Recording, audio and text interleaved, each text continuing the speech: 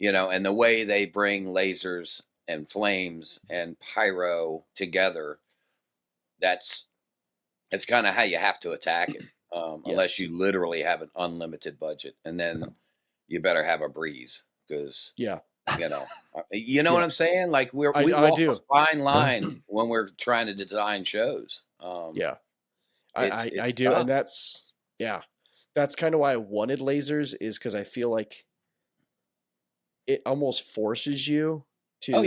You can't shoot all fireworks to it. Yeah, I mean it's there's so many different sounds, so many different. There's just moments that just you want that laser haze. You know what I mean? Like you can't recreate that moment with fireworks. That's one of those things where you actually have to have it. So all right. I feel like I'm imposing now. No, you're not. No, unless you're joined. Oh, no. All right. See ya. Okay. The other guest is here. What? Watch out! Here comes the KCAP takeover. That's how this always turns out. Like, we aren't accepting Curtis tonight. We aren't accepting Curtis tonight. Sorry, we're full of Curtises. I think I'm the only one. Ones that happen because I used to work at my old job. My shifts would start at 5 p.m., so I'd always miss these. Oh yeah. All right. Well, now I'm really feeling like the fifth wheel. No, you're not. You're going to be in the middle. You're going to be in the middle of the round table. That's where you are. You're right in the middle of the Inquisition tonight. Oh, there you go. There you go. Like, who's this fucking guy? Why is he in our meeting? So, guy's smoking a cigarette and shit, thinking he's cool. Go back to high school, bitch. Tim, those were some cool rotating gerb stands at Elevate. Yeah, it'd been cool if the one guy had to plug the second one in and the other one had a spun. It would have been fucking up. The middle one was awesome. So but what can I say? I think I paid less than $20 shipped to my house for those things like 15 years ago. So and they've been out in the weather and rained on, and you know, we had 5. Then we thought we had 4 till the other day. We realized we only had 3 because the 4th one wouldn't work. So we're down to 2.5 now because the back wheel wouldn't stop spinning. It just wouldn't rotate. Wouldn't it? So, yeah, they're. I think I've seen those. Oof. On a ouch. Some sort of Stagelli page on Facebook or something. Yes, yeah. They're made. There's a factory over in China that makes all that crap. Happiness sells it. Stagely, some other places on Alibaba. You know, some other various. Alibaba. The same factory makes all that gerb and spark stuff. You know, they're actually the company that the factory that ended up making the original Sparks machines. It's the same people, and they just vend it out. You know, through. Man, what a shirt to wear tonight, Jacob. That's pretty cool. Kidding. Did he just go change that? Like put it on? This is your paid announcement by. Yeah. I can't hear you, buddy. I think his mic's crackly. I got a technical question for Donnie. Uh-oh. How do I get it to where whenever somebody different talks, the screens don't keep bouncing around? If you right click, you can actually pin somebody to be the big one all the time. Or left click. There's one of them there. Or just, if you have your screen open wide enough, it should just show everybody. Well, and now not bounce around. Yeah, I don't know. I don't know what the fuck I did, but it worked. Yeah. It might have been me. I might have just done that. Oh, there you go. Say, it was David. Blame David. I'm going to stare at him all night. It's great. Jacob, yeah, say something. I couldn't keep up with everybody hear moving around. I was like, holy shit, you know. No, can't hear you. I don't know what's up. Wait, you fixed the screen and now you got no audio. More audio. Story of our night. Yeah. Yeah, more audio issues.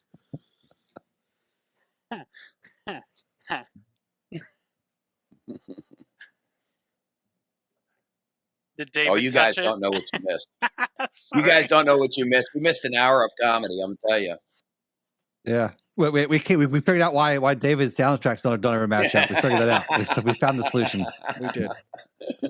Hey, what bit rate are you gonna make sure it's in from now on? Doesn't matter. He can't hear it anyway. He's scripting shows without can't hear the soundtrack. It's the best way to do it. I think he's freaking awesome if he's been pulling it off as close as he's been, to be honest with you. I got whole new props for him.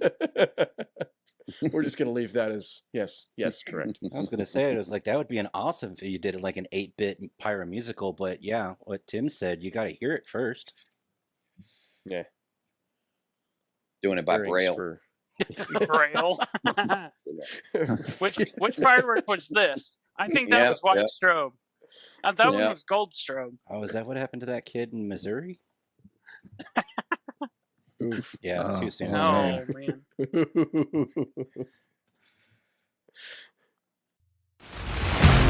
Hello and welcome to another episode of Pyro Unleashed. Tune in weekly as Donnie and David discuss all things pyro, from the business aspect of the industry to technical tips and mesmerizing pyro designs. On Pyro Unleashed, we invite cutting-edge experts to the podcast to discuss their role in making this industry a success. So, sit back and unleash your inner pyro with us.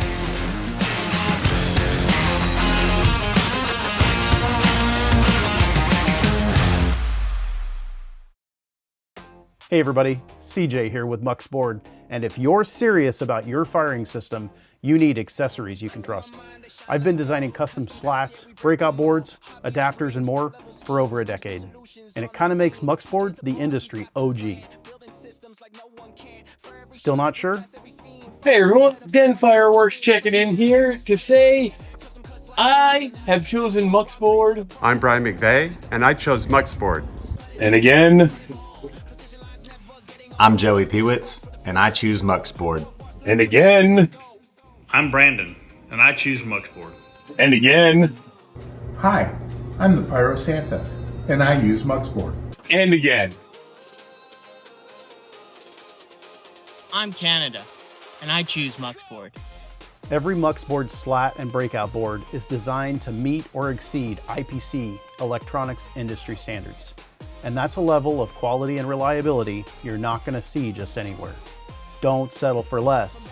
Head over to the new website and check it out for yourself. That's MUUXBRD.com. Now, let's get back to the podcast.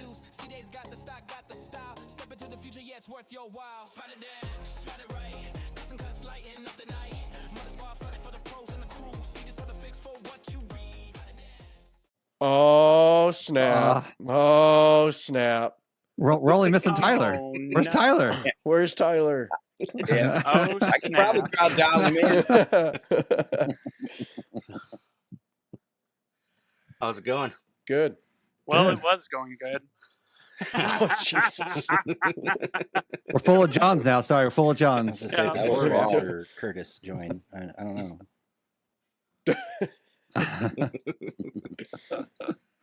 Wait, what? I have a trophy like that, John, too. I got a trophy like that in my background.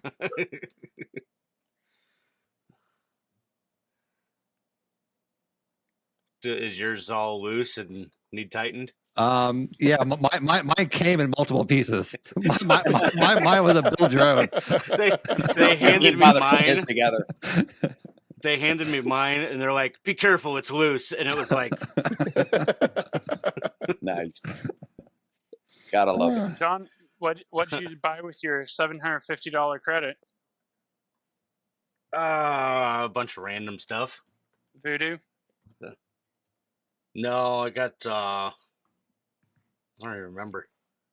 A couple of the different cakes that I shot in that show. And I got a couple cases of that fracture. Oh shit, what happened? Their quarter canister shells are really cool that you used. Which ones are those? I don't know. They have that like 3D printed insert in there that keep the stars in quarters. Yeah, the fractures. Okay, there's the fractures. Okay, yeah. Yep. Zach, Yeah, they have that in NOAB as well, but Zach just asked me who the guest was, and I said, guess you'll have to listen on Friday.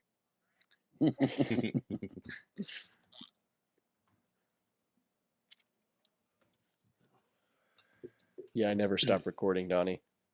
I know, that's good. That's good. We got all the fun stuff there. It's going to be interesting. We're going to We'll find out if he can edit just what a from crap.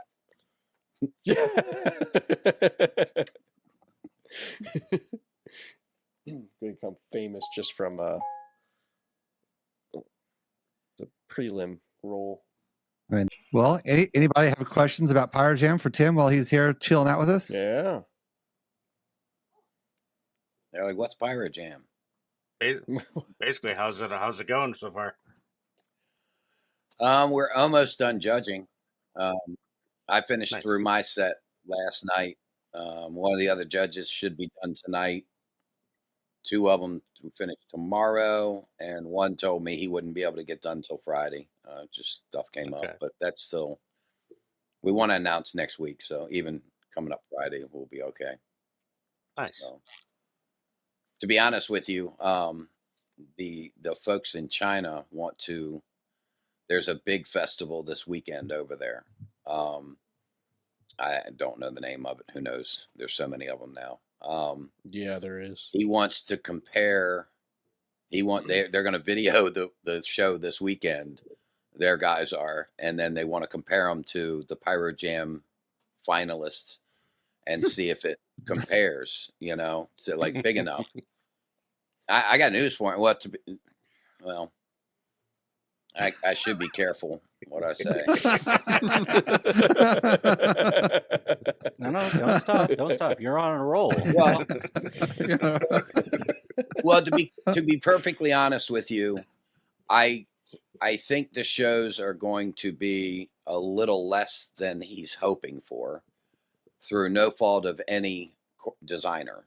When we put the catalog together, I helped them build the sims and stuff for a lot of the stuff, but like we don't set the pricing, and obviously he doesn't want to tell the world exactly what he's paying, the factories, for his product. So he had to make up some numbers, and just make them reasonable, and then give a budget big enough to get the show he wants, with that budget.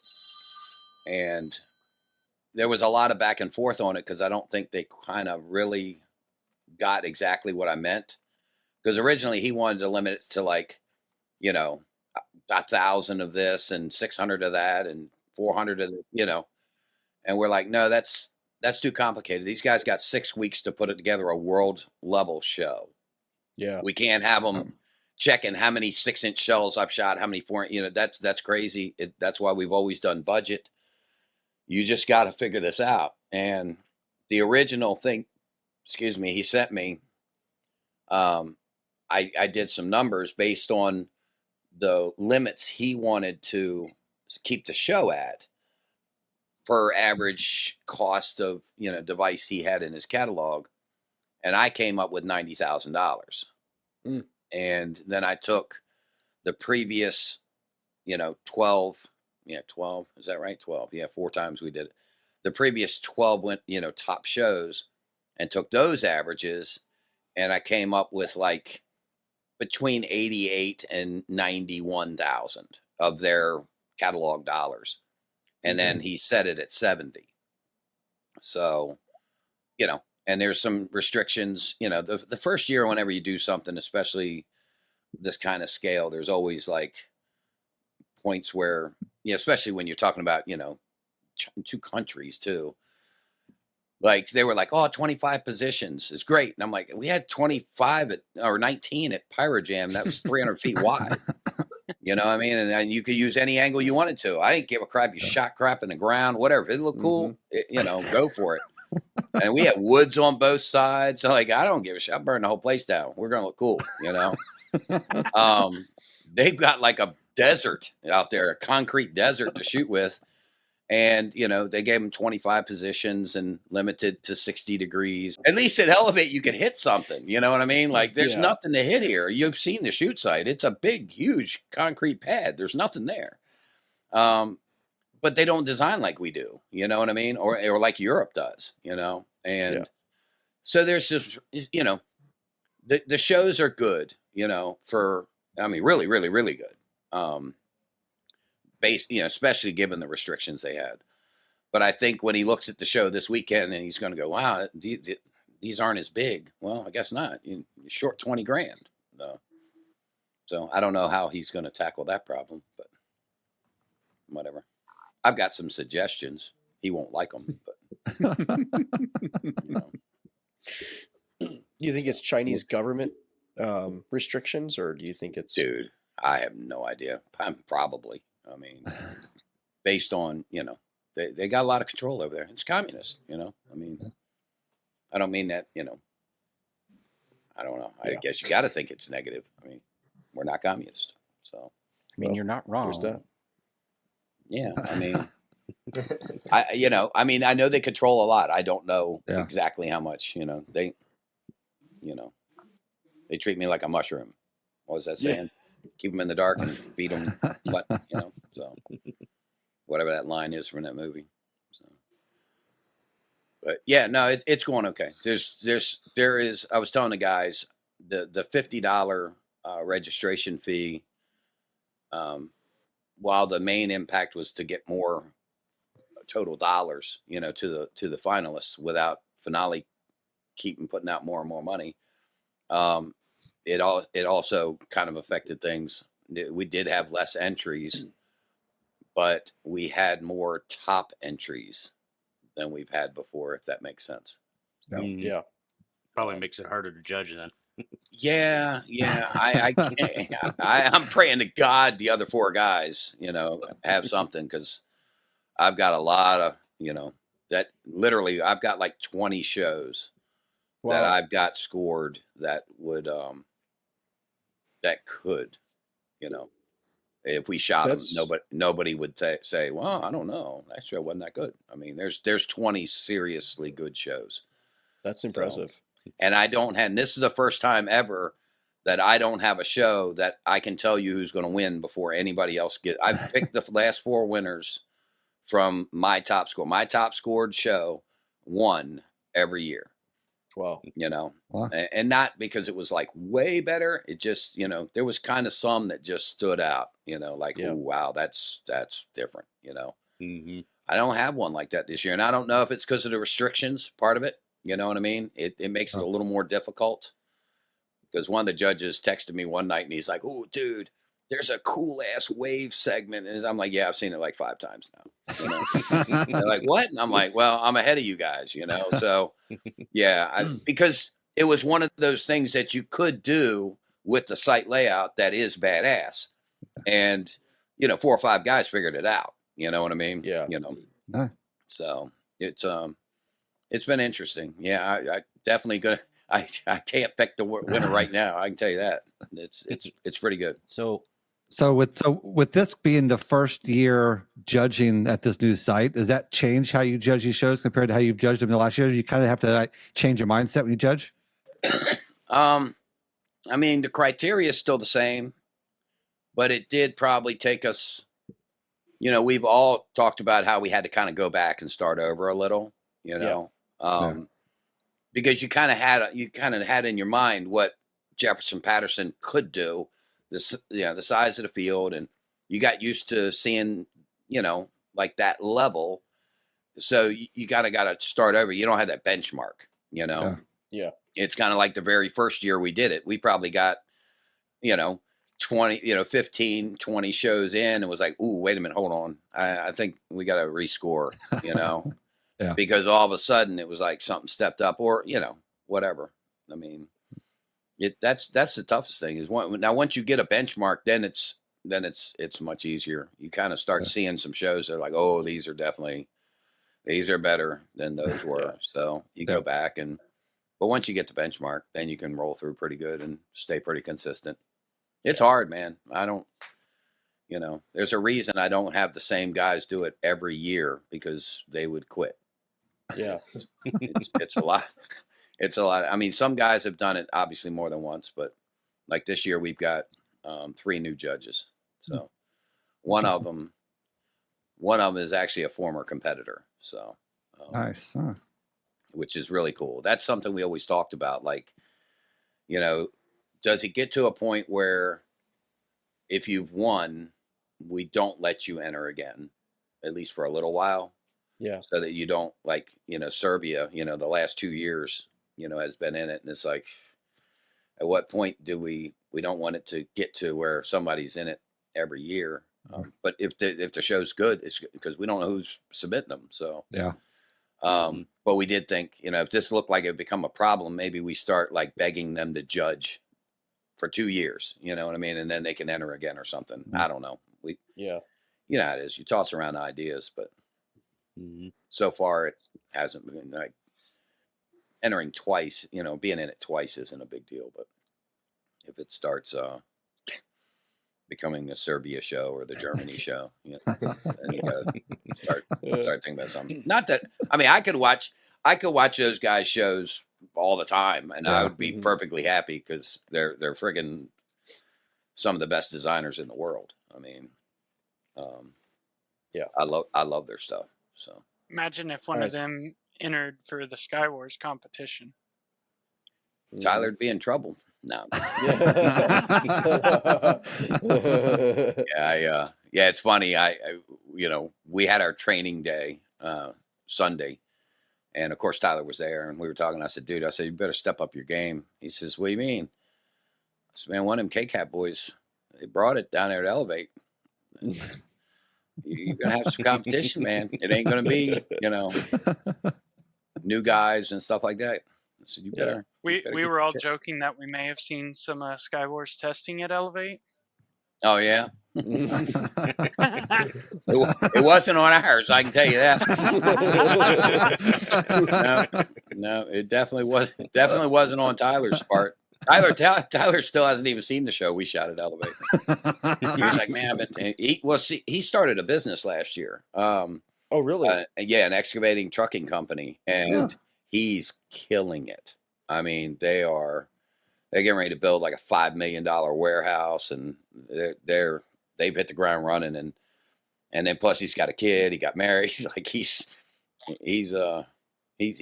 actually sweating a little bit, you know, as far as like being able to find time if he ever does get a soundtrack together to get a script together.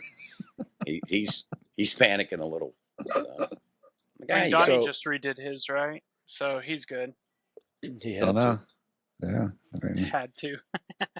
So I would never want to script one that early anyway. I'd have to change it like 100 times. I would literally.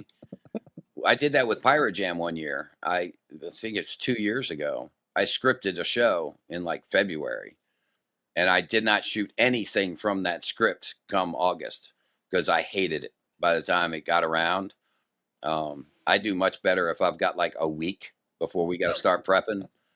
And then I can't change my mind because they started loading it, you know. So they're going to be really pissed if I tell them to take it apart. Without telling us what show did anybody enter for PyroJam? Nobody? Nobody here? No. No. Okay. Okay. No. Ain't wasting our Didn't time have with a that job crap. yet. I couldn't. I was going to say it was like before the $50, you know, entrance fee. How many entries would you normally have on average? Yeah, Dave asked me that a little bit ago. So we averaged like between 120 and 128, and we ended up with 86. But we did have like 136 or 138 register. So how many used to register when it was free? I don't know, because we didn't register. You know what I mean? They just sent somebody sent an email in and got a template, you know, downloaded it from the website. So we really don't have anything to base that on. But what we did have is probably 30 to, you know, I hate to even say this because it sounds mean, but I don't know how else to say it. We would have people that would enter shows, and I'm thinking, man, I would not have, like, I might have used the free time to practice with Finale, but I definitely would not have entered this. Hey, sometimes you got to shoot your shot. I mean, you know, I don't know. I mean, didn't some people even say they were going to deliberately waste your guys' oh, time? one dude actually, yes, absolutely, yeah. It was last year or the year before, and he was like, literally in the description of his show, like, flat out said, "Yeah, I know I'm wasting your time" or something. Like, "You're an asshole." I don't know. He didn't say that. But I'm sure he had to think that. Why else would he do it? You know, I mean, I'd rather he just punch me in the mouth than waste my time. It takes a lot of time because we still had to score it. You know what I mean? Because I mean, you know, ethically, he submitted an entry. We've got to score the show and write down the comments. So that way, if he happened to have emailed and asked for his feedback, he didn't. But you know, comments do better. Yeah.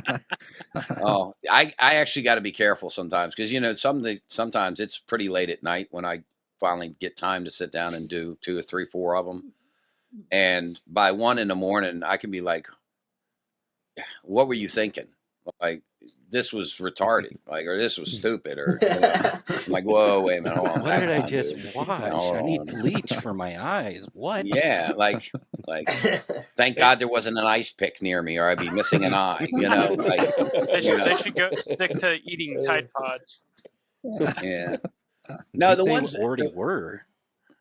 You know, the ones that boggle my mind is like, you know, we had one this year. Well, we had a few, but at least one was like they used like 40 grand or $48,000 out of the 70.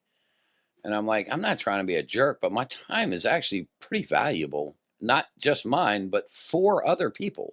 Yeah. So you took probably a half an hour. It takes about a half an hour to watch it, score it, make some comments so you got something kind of feedback later when you're separated by a tenth of a point between 4 shows, you know, type stuff.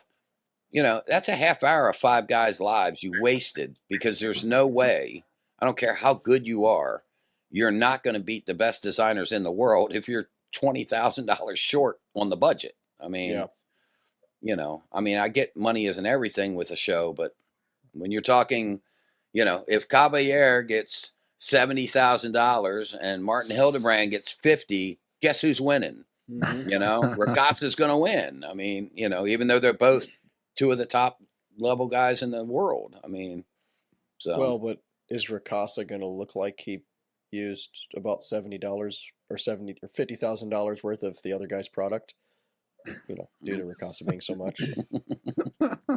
Fair enough. But we're all using the same catalog in this situation. So. I tell you, man, the tariffs and shit keeps going crazy. Yeah, you're not lying. There was a point last year I was like 125% tariff. I'm like, wait a minute, hold on. How much was that Ricassa container? Yeah. Like cheaper. Maybe that's right. It actually, it's some instances, but anyway. Wow. That was a long answer. I'm sorry. A lot of time answering a pretty simple question. How's it going? Don't leave them open-ended, guys. Yeah, right. Yeah. The question was, how's it going? Yeah, don't leave me that much room. Stick to yes and no's. I tried getting some info out of Donnie, but I tried John, but he won't tell me. I'm just going to swing by the warehouse, start looking at the tag. All right, this is position 1. I have to tap into his security cameras. Security cameras. Yeah, don't be messing with my people in KCAP either. Get them all on lockdown. He's got the inside scoop, though. I seen a post on Facebook a couple weeks ago. Yeah, we're prepping. I'm like, prepping? I don't even know how much money we get. Because he's prepping. He's like, I don't care how much they're giving us. We're spending $100 grand. We're going at it. Nice. I'm stoked. I can't wait. I can't wait, to be honest with you. I think it's going to be a fantastic night. I think it's going to be one of the best SkyWars events that we've ever seen. I personally think that the Pro after this year is going to take over the ProAm. You know, they for height of no quality. for everything. Like, you know, they ProAm. I think after this year, it's going to be the Pro. Yeah. I mean, John's going to have to top his smoke scene. He's going to have to do a red, white, and blue smoke flag with drones now or something.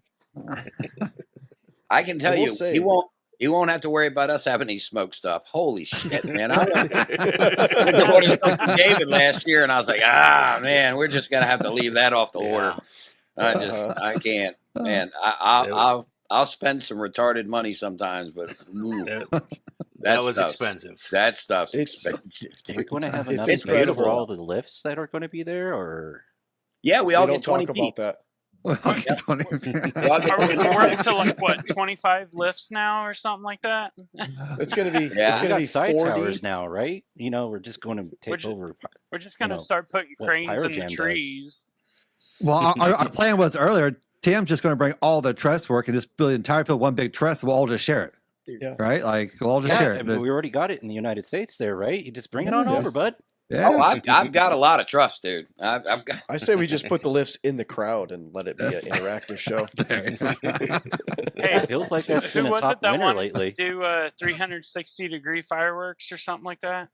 Wasn't that you, other John? Me? I didn't talk about that, but no, that would be insane. Would be cool. I think they've done it in a stadium one time in the States, and I couldn't tell you what stadium. Yeah, the Chinese artist did it out there. In Pasadena, Nevada. wasn't it? Or Pasadena, yeah. Yeah, I think it was Pasadena. Whatever that big Olympic stadium is. Yeah. Used for the Olympics before. Yeah, when it went all the way around the that was pretty seedings. Yeah. It was cool.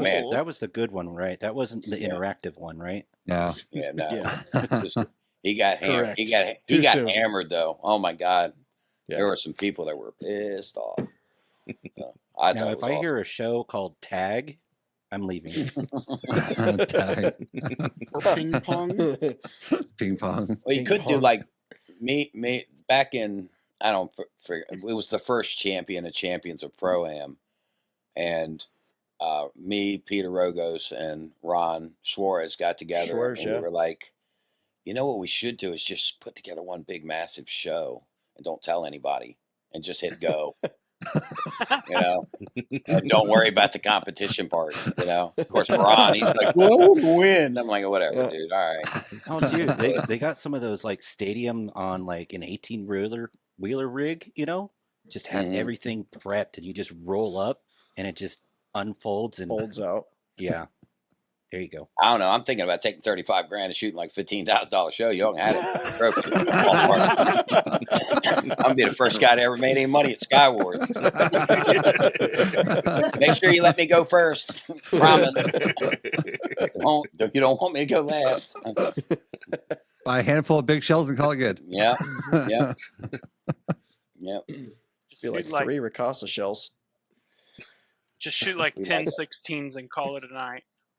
Or color pearls. 16s. I'm thinking like what J&M would do at PGI, you know, like bring like $7,000 worth of product out there, set it up the afternoon of the day. They'd be like, where's IPC at? We're coming. We'll be there on Saturday. Yeah, we'll be there on Saturday. They would be pissed. Oh man, would they be pissed? I was about to say, and I'm like, you could do a mass launch of sparklers, but I was like, oh wait, that's illegal in certain places, isn't it? Right. Isn't it just the red sticks you can't do? Just the red sticks. Yeah. You mass launch those, they mass explode. Yeah. I thought it was the metal ones. The metal ones. It's the metal ones, yeah. Is it the metal ones? That's the ones that we're getting. I tried doing the red sticks, the wood ones, way back in high school. It just created a huge fountain. Yeah, I did that with the metal sticks, and it did the same thing. You got to wrap it tighter. Yeah. Electrical tape. Lots of electrical But we tape. don't know what we're talking about. We don't know. Nobody's talking from experience here. Yeah, I was about to say, this is edited out. Hypothetical. Did you guys not see the article posted about the kid lost his hands? Like, did you guys not see that today? Like, he was holding the other end. Yeah, he was holding the unlit end, right? The crazy thing is, that's literally like the town, like 2 towns over from here that it happened, which is the crazy thing about it. Like, did you hear it? No, I didn't hear it. No, and what's crazy, like we mentioned before, is how they sensationalize it as a fireworks incident. I mean, that's not fireworks, dude. That's getting made a bomb. Yeah, the homemade bomb. Like when does fireworks have shrapnel in them? Like, wasn't it straight up a pipe bomb? Yeah, essentially, pretty much. Yeah, I think so. Yeah. That's crazy. Yeah. Oh, the things the news outlets will spend to try and make something They do. illegal. Yeah. Yeah. Oh, yeah. It's, And we'll get blamed for it. Yep. Yep. They've heard about us K-cappers and they want to shut us down. shut us down. It was a ploy from Pyro. I think they got your resume, Curtis, and they're like, we gotta keep him. Joke's on them. I'm in Springfield. How's your car look after that storm? Our vehicles are fine. We were. So there's a high school that's like literally probably 500 feet from where we live, and like every car in the parking lot just looks like Swiss cheese windows. It was nuts. I seen videos of the Walmart I've seen parking lot. I've seen that same video. Yeah, just getting destroyed. Every car in the parking lot. Yeah. Yeah, it looked like Chicago. Sorry. Wow. So since John brought up Pyro, I want to hear from John a little bit about what happened this weekend, how you think your show went, like what are your thoughts on your show and what you put up? It went really well. Okay. Minus some product being, it was not put in the correct queues. It happens well, sometimes. that happens. Yeah, And it happens, Chinese yeah. manufacturing. And several slices didn't go to plan either. They decided to stop halfway and then turn into a 15-minute sweep. So Nice. you get Nice. that on them big jobs. And then people forget which way on 2 fused cakes is the primary. Oh, yeah. So, yeah. also, Spirit doesn't label which one's the primary and which one's the backup either. That's kind of poor because I'm pretty sure every other manufacturer does. At least every manufacturer I've been a part. Well, don't they have seen. like T connectors? It should. I was going to say ours Or color coded. The They reverse are. port, you can't even stick a match into them. Yeah. So they All are of 'em. color coded, but both sides had T connectors. Oh. So I thought the red side was the only one that would accept the E-match, and the blue side was the one that would plug into Right. the red side. Yeah, that's John, you found your the culprit. stuff we have. Found your girlfriend. No, like it was not me. We always just blame Curtis. We always just blame Curtis. So He I was on there the whole special time. duty. I was on special duty. I made sure all the special stuff were. Special. Hey, the crayon meltdown Curtis fountains all went. He was on ground effects. He made Crayon duty? Yeah, Crayon duty. I was on crayon duty. He That's didn't like a make little any kid explode store. either. Yeah, So they did that's not a- explode. That's a new thing for Curtis. He didn't Oh, have wow. any ground effects explode. No, But no, hey, no exploding gerbs. Which, if you know Curtis, that's kind of impressive. As we call curbs. And you know, the funny thing about that is I have yet to reproduce it after that incident. You're So not trying hard enough. Yeah. I guess I don't know. Imagine if you can throw it on the ground a couple times, get the inner cord crack a little bit. You could probably do Yep. that. Yeah. That's all you That's got all to it do. is. That's what we'll say. It wasn't truly my fault because I was just handed them, so they were already anyway. They were already cracked. When Yeah, you put exactly. the E-match in them the first time, did you wrap it with electrical tape or no? No. No. Did you just see a hole and you just plugged it? That's what he did. You know how Long you're story never supposed to short. de-shroud stuff? I was trying to be safe and keep the Right. shroud on. Well, you know, that doesn't really work when it comes to The fountains. and shroud gerbs. barely fit in there too, didn't it? Yeah. I don't do that anymore. We take that shroud off. And then, of Hammer. course, J-Boz was like, I am not Hypothetically, right? watching you. I am not watching. Right, right. Hypothetically, yeah. Hypothetically. J-Boz was like, I'm not watching. I'm not watching. So I know, John, in your show, you had a couple of scenes that you were really excited to see. Did those segments go how you planned or thought they would go? Okay, minus the extra cake firing on the right side of the field. Yeah. Yes. Okay. Nice. Like Oh, you good. could barely see it with 9 color changing comments. So, but yeah, and then the other scene was also very beautiful. Yeah. It was a little harder to see than in finale, of course, but you could still. It still had the tiered effect that I was going for, and it Yeah, looked beautiful. The red, white, and blue of the freedom. Yep. Yeah. Did that freedom hit? Oh man. I know you I thought mean- it was a little much, but I thought it was just like, yeah. I think it was 58 cues at once, so it kind of was a little much. It's not that bad. That's a good start.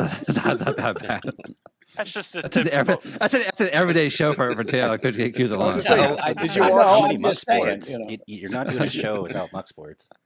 Did you watch Tim's Elevate show? I think he used a quarter of his budget in like 13 seconds of the middle of it at some point. Hey, I did that too. That was with the 9 Well, color I'm curve. sure you did too. That was half of Actually- your budget.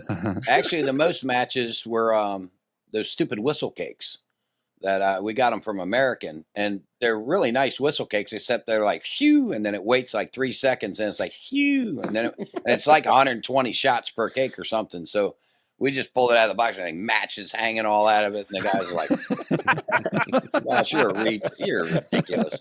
Like I don't need them instant. Like the only way to make them, Now- because to me, whistles John? can't last more than like 5 seconds. John knows a thing or two about taking a 200 shot cake and making them single shots, right?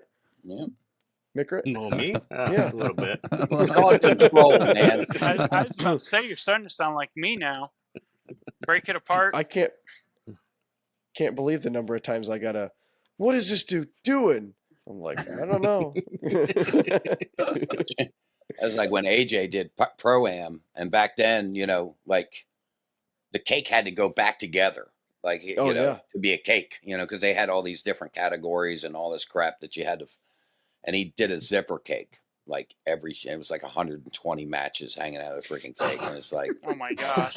we're taking a row off, match, set it aside, take a row off, match, and then had to tape it all back together.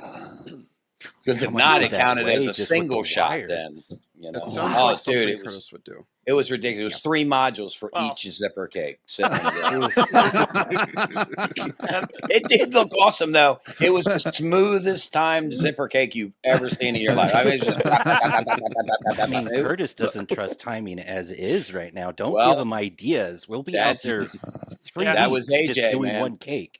Hey, You know? you remember that joke, K-Cappers, about 2 months ago? 10,000 Q ProAm? That's how we get there. That's how we get there. Not a cake in sight, except for the cakes with each shell or each So tube you only, having need, a match. you only in need it. 100 cakes to compete, right? Yeah. Is that what I'm Yeah, hearing? only. Oh my No, goodness. it's crazy All what you zippers. do. Mm-mm-mm. So Jacob, you got any secrets you want to give away to us about your show plans? Can you actually hear me now? by the Yeah. way? Yeah, we yeah. do, yeah. Okay. Secrets. Secret. He doesn't have K-Cap. I guess I'm in a pretty open book on this. I mean, I've been talking with Nathan. We don't really keep too many secrets. But I mean, I think our shows are pretty similarly sized. I don't know anything about Chad at this time, but it's kind of tough this year with the pro team and you guys using all the lift space. Kind of had to get a little creative. Just need to share lifts, right? Yeah. You could. I mean, yeah, that's always an option. You could rent. John knows something about that. Yeah. Rent someone else's lift for just one seat. Surprise. But, no, I mean, I've finished my show. I'm still waiting on product. I'm gonna start prep once the rest of the product comes in and everyone's done with their 4th of July stuff. So. Yeah. I mean, I know about as much as you guys. Minus, I do know my budget, so that's about it. Though. Well, we have a budget. That's about it. That's all we got, Yeah, too. So, right. Yeah, We don't know where we can put any of it, but no rules. Yeah, we don't have to use it, but yeah. Yeah, I got a rule sheet that it was labeled to this year, but it's literally like last year's. Just they changed the dates, so I don't actually know if it's relevant anymore.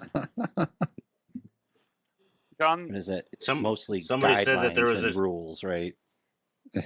Yeah, What somebody said rules that this year? they finalized their ruling on the single shots going to the outer edges. Yeah. I haven't heard nothing, but it's something about like They're certain still degree going up to back. 75 feet from the edge.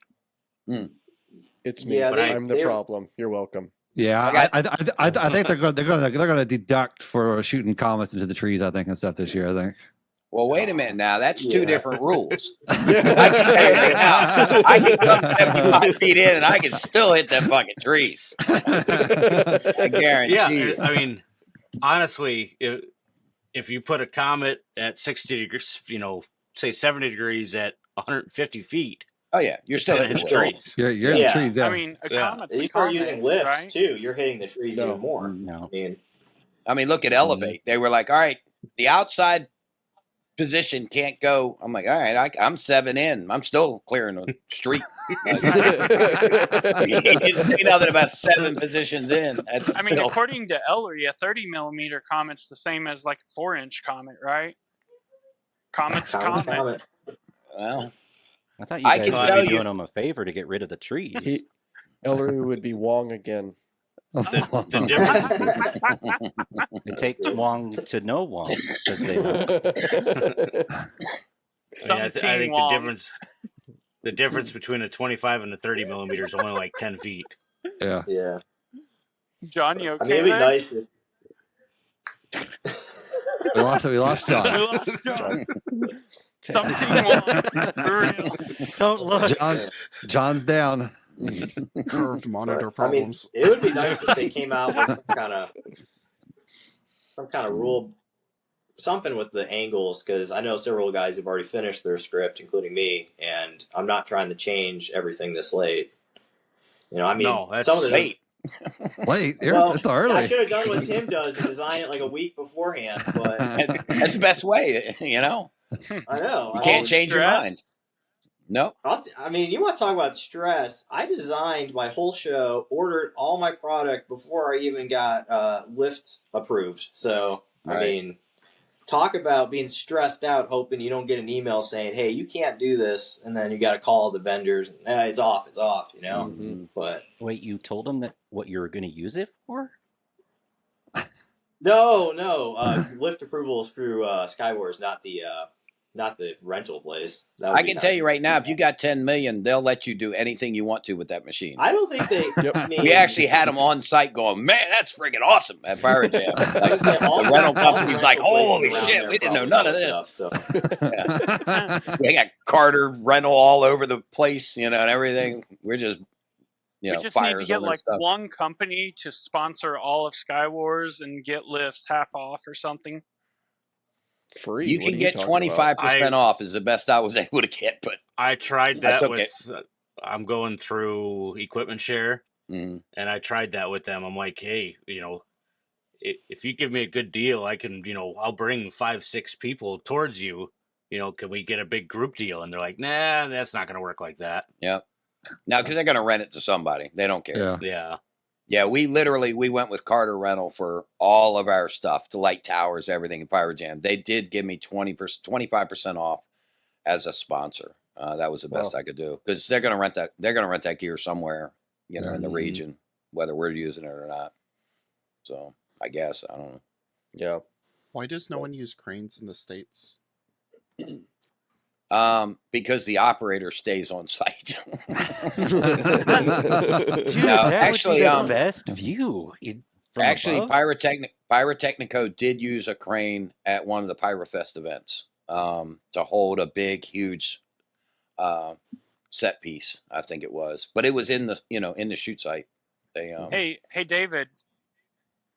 We thought about it, but the wheel doesn't spin. No, the wheels don't spin. Get swinging wheels. That'd be something. It's a swing. Yeah, you can. It's just off center, and it just something I don't want to see. Yeah. Well, if the cable snaps, you got a swinging wheel. I don't know. Tyler spent $1,800 on lumber to put non-spinning wheels 40 feet in the air at the last time we were out there. I was like, dude, I went to Lowe's and bought every freaking 2x4 they had. It looked all right, but I don't know that he'd do it again. Did he make sure he slapped it and said, "This ain't going nowhere"? Oh, the first one we weren't sure was going to stay up. To be honest, no, don't slap it. It's fine. Yeah. That's Oh fine. yeah. It's okay. No, we got that guy up. It was like, all right, we need rope. We need more rope. Not passing the kick test. Yeah. No, yeah, that first one wasn't pretty. It's cracking going up, and they're like, "It's cracking." I'm like, "Well, don't stop. You stop, it's going to break. Keep going." You know. But yeah, we do. There's definitely some dumb stuff we do in fireworks for sure. But it looks awesome, though. It's awesome. Yeah. As long as it works. Yeah. All right, Donnie, you're wearing a Lone Star shirt, so let's chat about that. We can, yeah. I heard. Yeah, Lone Star put all that their shows out the other day. Yeah, Wisely's doing a show. Yeah, it's gonna be exciting. So I think there's another KCAP member doing a show again. So Spencer, yeah, KCAP, OPC, and there's a member from. I guess there's a new Springfield club or collective. I don't know. They're calling themselves the Spectrum Fireworks Collective or Spectrum Pyrotechnics Collective. Kind of cool name. We're all a little bit on it. Yep. yeah. 'Cause I noticed there was a lot of Midwest names on that list that went out. So Yeah, Kansas, Oklahoma, Missouri. But Like, all the whoa. blind pyros are from Texas this year. There's not a Yeah, single I did see that. non-Texas. Yeah, That's Yeah. interesting. it's hard to fill the blind pyro. it is. stuff. Yeah, they always have a hard time down at filling it. Yeah. Yeah. Chris always has to try, and he always ends up one short every year. I mean, it's just He needs Just can't do to it. have like 5, knowing that he'll only get 4, and then that will be the year that Well, he actually gets they 5. have enough product. They get enough product every year to do like 6 teams. Yeah. I mean, when I got in 23 the blind pyro, Dale donated like a lot of product last minute, and it totally screwed all of us over. I was like, dude, I have 150 e-matches, and I have to get all of this up, and I can't like just make some of it disappear. Nope, you got to use all of it. I'm like, Just do the No Hunter way. method. You just put it all in the center, fuse it all, and it all goes up as a finale. that's what Zach did that year, and he whooped my ass doing it. But I mean, I knew I was going to lose, but Is it I Zach? think it was closer finds than a I way. thought. Zach finds a way. Dude, Zach was so Yeah. stressed that year. It was kind of crazy. That was that was actually my first pyro musical, believe it or not, and that's a really bad way to start. Blind Really pyro, awesome. Yeah. I And then mean, you got hooked yeah. ever since, right? You talk about going off the deep end. That's not the story after that, because I got home and I remember like talking to several people, and they were like, "How'd it go?" And I was like, I hated it. It was the worst experience ever because it's just so much stress. Like normally I'm really planned out and I got to do it all like in advance. No, couldn't do that. Yeah, props to They're like, anybody that never does again. it. I wouldn't want no parts of it. Yeah. Nope. We did it last year. Now that was enough for me. I was like, okay, that was cool. Yeah. Well, I talk about like how Sean did it, where he basically did it himself last year and still won. I mean, that was Until they like threw an extreme handicap. until they threw all the extra product at him, and then he was like, "Guys, I might need some help." Yeah, I know he had help bringing stuff out in the field, like, but still, I mean, pretty impressive. Yeah. Does anybody know how Sean does his shows without using labels? Anybody? No. Well, Okay. He's got a method. he has like the rack printout or whatever. I forget what Mongoose prints out, but he has the little printout, printouts. and then it's just like, hey, this product Q1, this product Q2, et cetera, et cetera. FireTech firing systems. Built for control, built to perform. Stronger signal, total control. Lightweight, compact, ready to go. This is FireTech.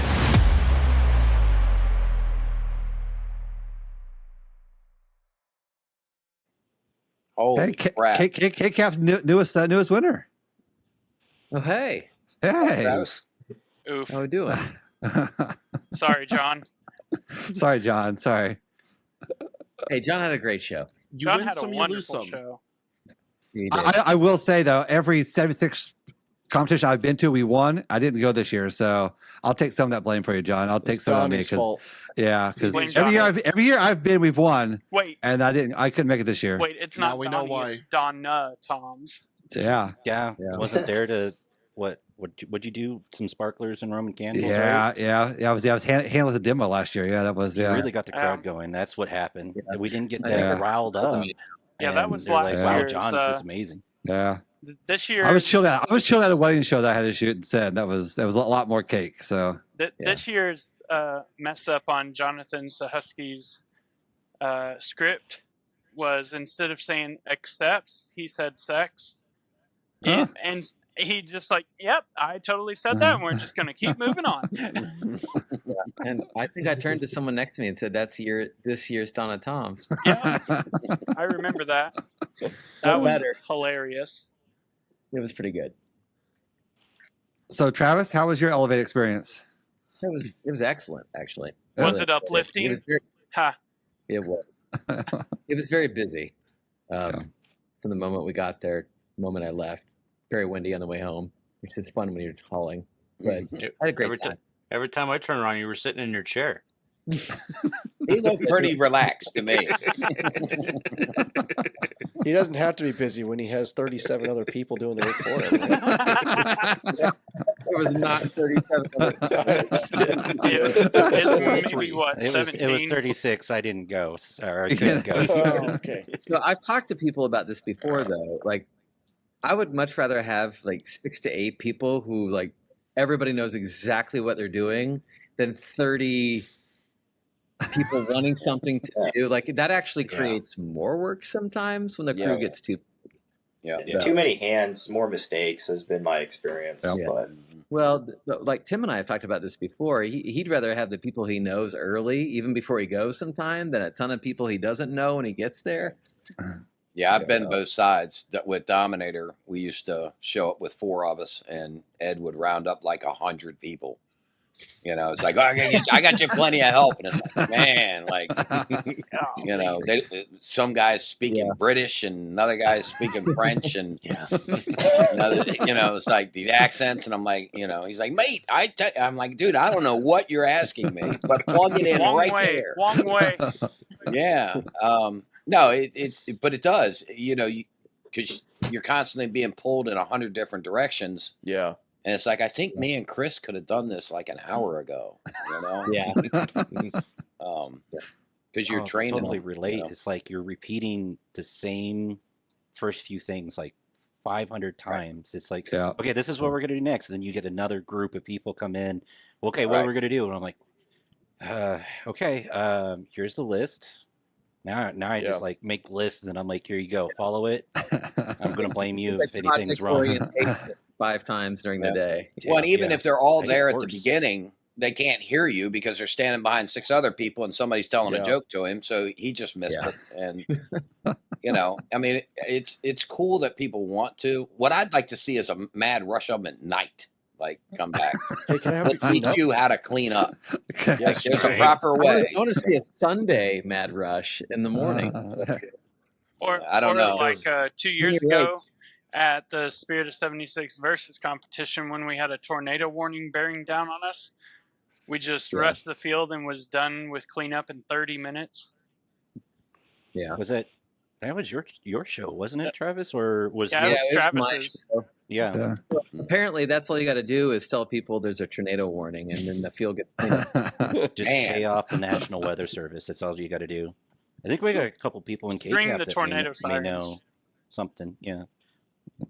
We have the opposite problem. I know when Tyler shot the last time he shot at SkyWars, there were people showing up at like 7 a.m. the next morning. They're like, damn, what time did y'all get out here? I'm like, get out here? Like, dude, we ain't left. We've been here all day. And I'm like, we're still, you know, we've watched the sun come up twice at SkyWars. That's never a good feeling, really. Oh, no, I can see it on the horizon. Yeah, well, it's beautiful, though. I will tell you. I mean, it's a surreal feeling when you haven't slept for like 48 hours and you watch the sunrise, you know, at the wrong time, by the way. 48 cups of coffee later. Yeah. Well, and then we made the mistake of, we'll nap for a couple hours and get on the road because the boss didn't reserve the house for one more night like an idiot, and then they wouldn't let us have it. So that was a long drive home. But we're not this year. This year we're staying over one more night. Smart. We're not going back till Monday. Yeah. So, but how long is that drive for you, Tim? It depends. If I'm in my pickup truck, about 15 hours, or about 13 and a half hours. If I'm in a box truck, probably about 15 and a half. And if I'm in the semi, it's about 16 and a half, something like that. Yeah. Oof. So, that's long. Yeah, this year is going to suck. Like some idiot contracted with the NFA to handle all their demos, and that ends Saturday. You know, we got to finish cleaning up everything by Saturday night, and then SkyWars is the following weekend. And so somebody you were has the guilty party in doing that. Yeah. Good. So now I have to Glad to fly hear. back on Sunday to jump in a semi to head to St. Louis on Monday morning. And so that also means we have to load all the trucks like 2 weeks ahead of time because there's not going to be anybody here to load them because I'm taking them to NFA. So it's gonna suck a little, but it's gonna be fun. So are you shooting a show out there too, or are you just doing? Well, they just put out an RFP for the closing show, which obviously we'll submit a bid for it because we're already going to be there, and maybe we can like load some of the racks for SkyWars into one truck and shoot NFA and just keep going to St. Louis with that truck. You know what I mean? If it's just got equipment on it at that point, and then Tim's Pyro tour. Yeah, it's only like what, a 6-hour drive from Fort Wayne to something like that. Yeah, 6.5. right. Yeah. So that's what I said. You're that's almost there in our world. So I was like, are you certified to do those multiple pup trailers? You can have them labeled. As you go, you just drop them and then drop them. Yeah, actually, that's actually a thought. I don't know where you rent them though. I might have a place over here. I don't know if they'll allow it, but I know where to get them. I'm hoping we can get it all in a semi. I mean, you start thinking about it. It's like, oh man, semi's huge. It's not as big as you think. It's not as big as you guys know. I mean, not once the racks get big. Yeah, racks. I can say it's racks. So. Well, last year when I got a semi for PyroJam, and I'm like, boys, we got our whip this year. The racks are going over on one trip. They're like, hey, no way, boss. I'm like, oh hell yeah, we'll see. It was 2 semis full, and it was still one little pallet of shit that I couldn't fit on the second semi, and had to send the truck back to get the last pallet. I'm like, man, these things take up a lot of room. I mean, if you floor stack them, but who wants to do that? I mean, I don't want to walk every rack 53 feet before we get it out of the back of the truck, So when you start palletizing them, you lose space. It fills up fast. We had to do that for SkyWars. They rented a 26-footer, and I couldn't get it on pallets, so it was, the U-Haul was just racks. Oh, U-Haul! Yeah, it was loaded front to back of just racks. Driving like this. U-Haul. Oh my goodness! More power to you, buddy. God love you. It wasn't a bad drive. Oh, it was bad. You can lie all you want to. I got one of those. U-Hauls got the hubs in the way. You can't even move a pallet jack around. Oh, no lift gate. Yeah, we didn't. Yeah, like I said, we didn't use pallets at all for it. We had to burn it all in there. Yeah, you're a beast. My brain's starting to go, and I'm like, Travis or Curtis and Donnie, and I'm like, we gotta hit up Kevin again. Some transportation type of infrastructure going on. I don't even want to talk about the process we use to stack. Hey, it works just really well. You just got to suggest it to him, and he'll start thinking about it. I mean, you can't stop him. He just needs the idea. Yeah. The folding table replacement. Yeah. Yeah. We used them all when we got there. People kept coming to me saying, "Where'd you get your tables?" And I was like, "I brought them."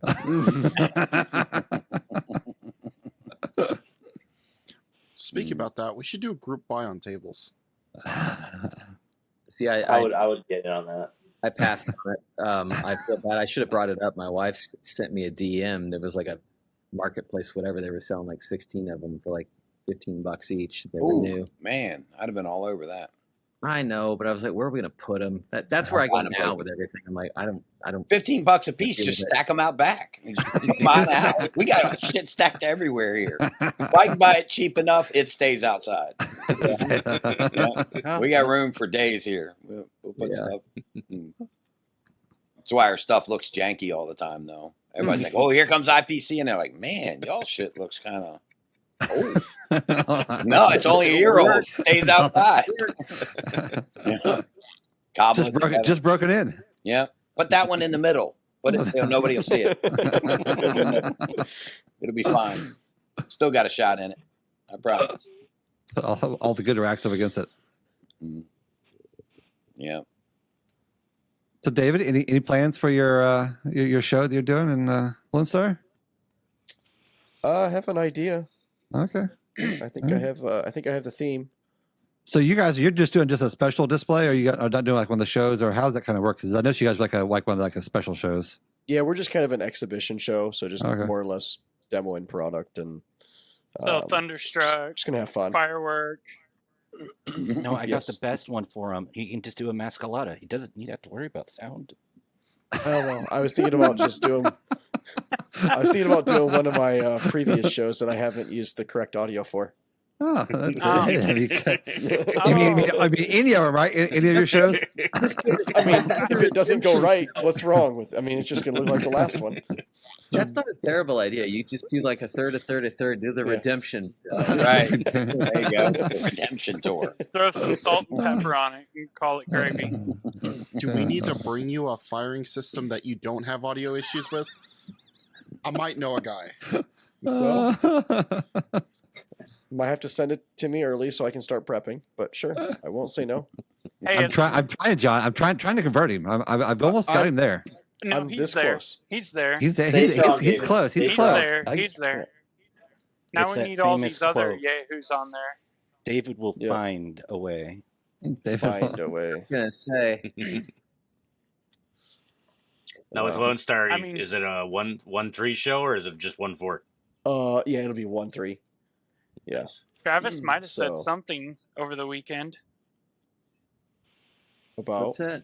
Oh, are you switching to Travis? I'm agnostic. To the technical side? No. No.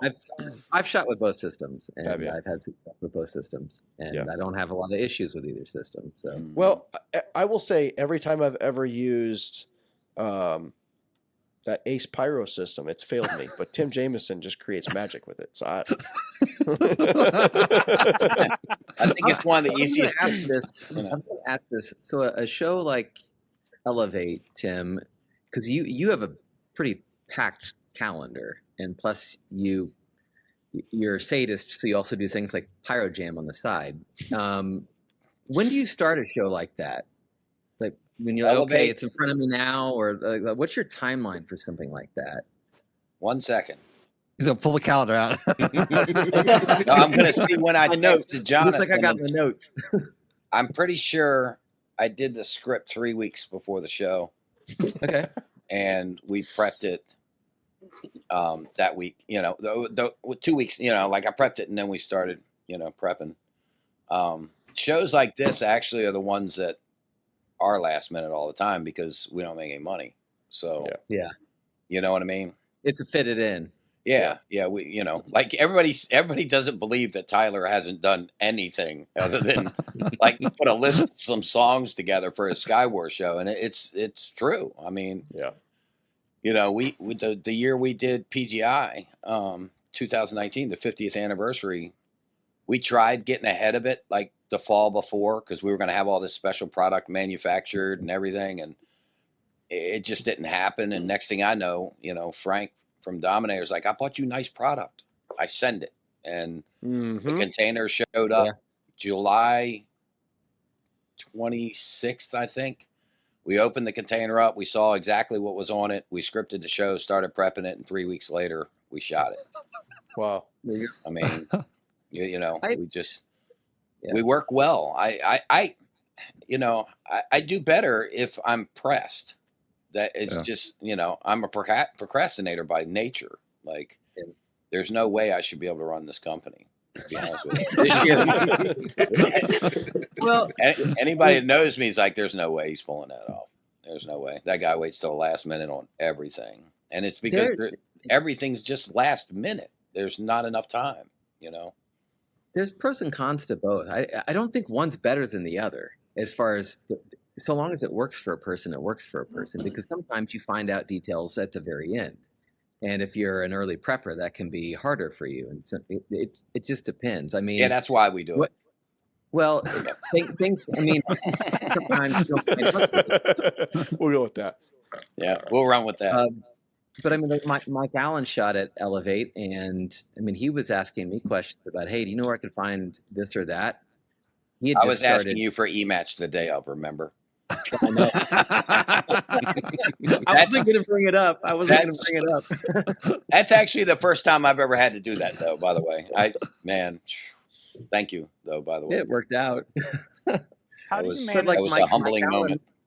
Mike Allen, who I shot with, he was probably 4 or 5 weeks out when he was getting serious about actually scripting. Right. And he didn't show up until day of. Yeah, they were asking, have you seen Mike? Have you seen Mike? Yeah, everyone's like, here. Like Scott and Jonathan. Oh, yeah, they were freaking out a little. For those who don't know, Scott Smith at Cobra, and then Jonathan McCormick, who does a lion's share of the actual logistics of the speaking and some of the show stuff. So they're like, have you seen Scott? Have you heard from Scott? And then he shows up late Thursday night at poker night. He rolls into the B&B, and the next morning his show is landed in the field by like 10 a.m. So yeah, he was done. So I mean, it works. So he was on a cruise like Friday night, wasn't he? Like seriously, I think he had just got back from a cruise. Literally, which is the right way to do it, by the way. Yes. That is a much better way to do it. Heck yeah, he was on a cruise all week. Yep. How do you manage trunk lines nowadays on bigger shows? You don't. With us? As far as, what do you mean? Like, doesn't Starfire use trunk lines? Yeah, but we also have wireless bridges now, so we're not running across shows anymore. So that's helped a lot. So all our trunk lines are within each line, and then we drop bridges that they connect to. It's not perfect. I mean, don't get me wrong. I'm not sitting here going Starfire wire. It sucks a little bit. I did have to bring Scott over. So this is, and again, I'm not knocking it because it works, and I can't afford anything else. But we're a little invested. But when they came out with the wireless, there were certain things like it's not perfect. You know, it works. But like to put things to sleep, I have to go over and tell it how long to power off all the modules. They don't just go to sleep on their own like a true wireless system would. And the thing is I can't guess wrong, or I got to power everything off, including the bridges in the field, and turn them back on. So I had my alarm going. I was sitting there talking to Scott, and this was the night of the show. My alarm goes off, and I'm like, oh, hold on, man. I said, actually, come with me. He's like, what? And I said, come over here. I said, I got in your ass every time I thought something was wrong with Cobra. And I open up my panel. I'm like, look at this janky shit that I've got to do. And my timer was counting down like 5, 4, 3. Modules wake up. I said, now I'm putting it back to sleep. He's like, what? I'm like, yeah, we'll put it to sleep for another half hour and see where we're at, you know, because like at Elevate, I didn't know when we were going to shoot. I knew we were shooting last. That's all I knew. Like, I'm like, is Brian shooting? Oh, they're skipping his show? Crap.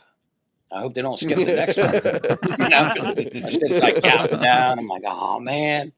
So, you know, but it was cool to show it to Scott so he could feel good about, you know, he's definitely got something better off than what we're doing with Starfire. Your show went really well. I mean, you walked off the field earlier in the day and walked past me and said, we didn't have time to continuity, so we're going to shoot it. Yeah, we didn't check none. All right, that's confidence, man. No, we found modules. It's like, all right, we're done. we only had 6 matches left anyway, so I mean, what were we going to do? I mean, you gave me everything you had and we used all of it except 6. I'm like, checking that now. There's like 3,800 devices out here. Which 6 are we going to fix?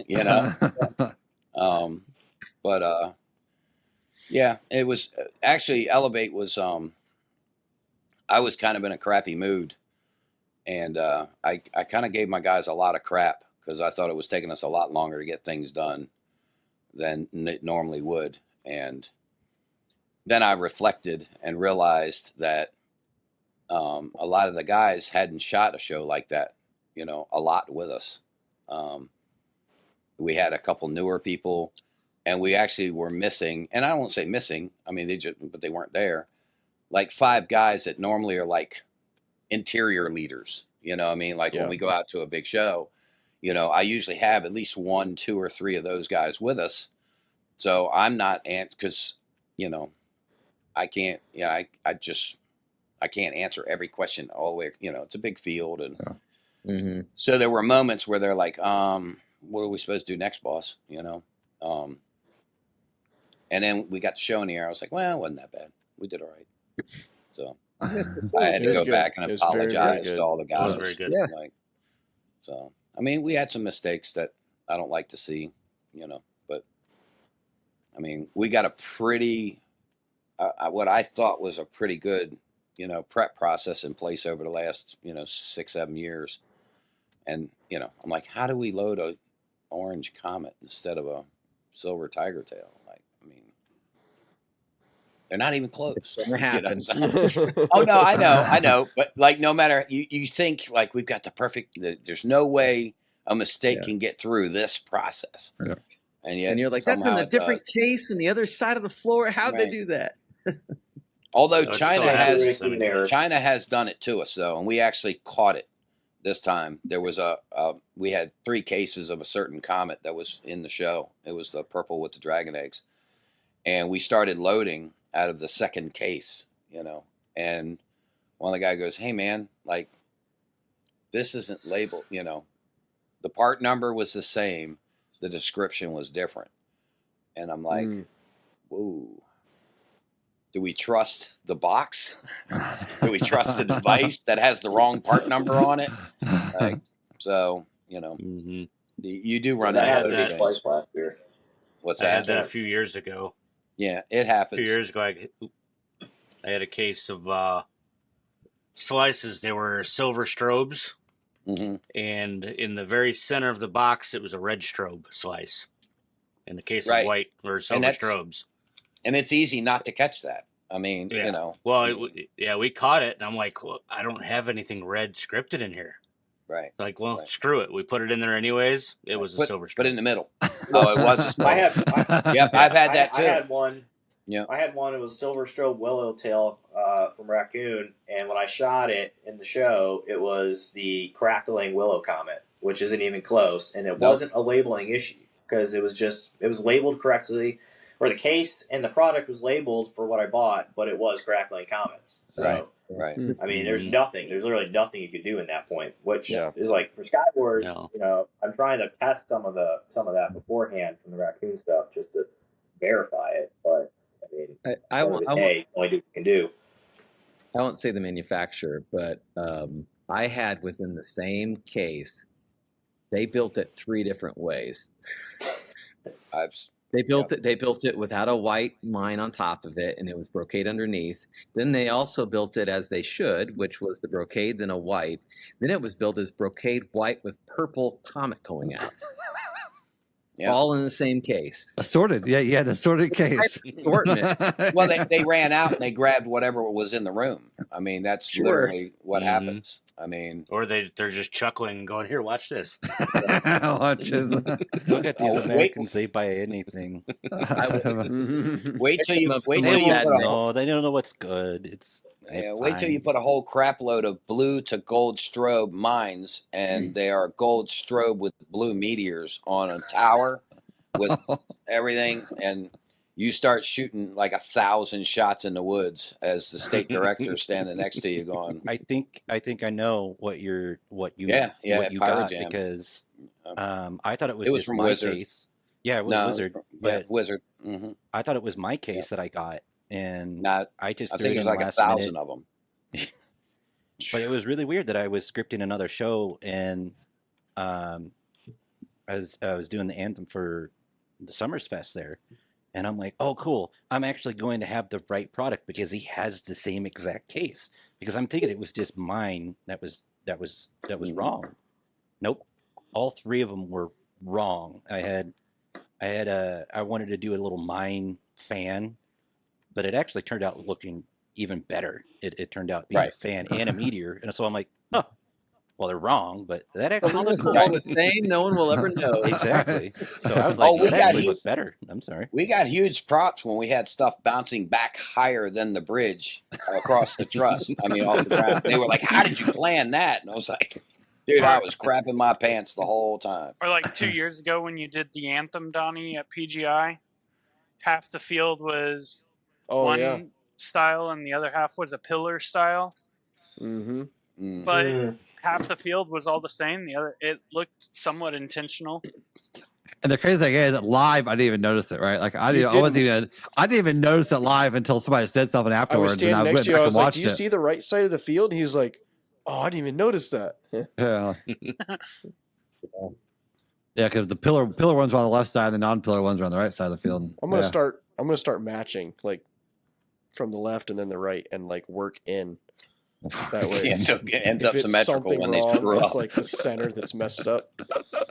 That's the other thing. Everyone always says, "Oh, well, test one out of every case." I'm like, right. It's unless so you unpractical. That's expensive. Unless you shoot the whole case, you'll never know. Right. Exactly. Because we have shot cases like a case, and literally 2 or 3 were a different color meteor. Mm-hmm. They're all blue except 3 orange. So yeah.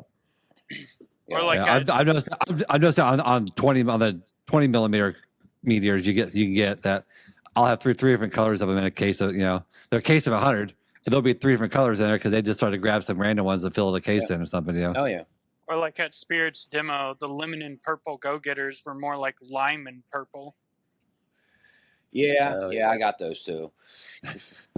Yeah, Panda made them for them, by the way. So the Wizard ones are lime and purple. I got the same ones. They look good. They just They're what not they're limon. supposed to be. No, yeah. Or they also had some white stuff that looked more yellowish too. So it wasn't white strobing. That seems to be an issue with Spirit product. They have a lot of white comments and white mines that are not white at all. They're more they're aqua. They're either aqua or they're like yellow. Yeah, yellow. Do they, I've had them do where they they're have yellow. a hint of, like it seems like on the fringes of green? I feel like it happens to everybody at some point. It's like airlines. You fly long enough, something will happen to you. All right, you have to remember, this is all seriousness. If anybody doesn't know how things work in China, no one builds everything.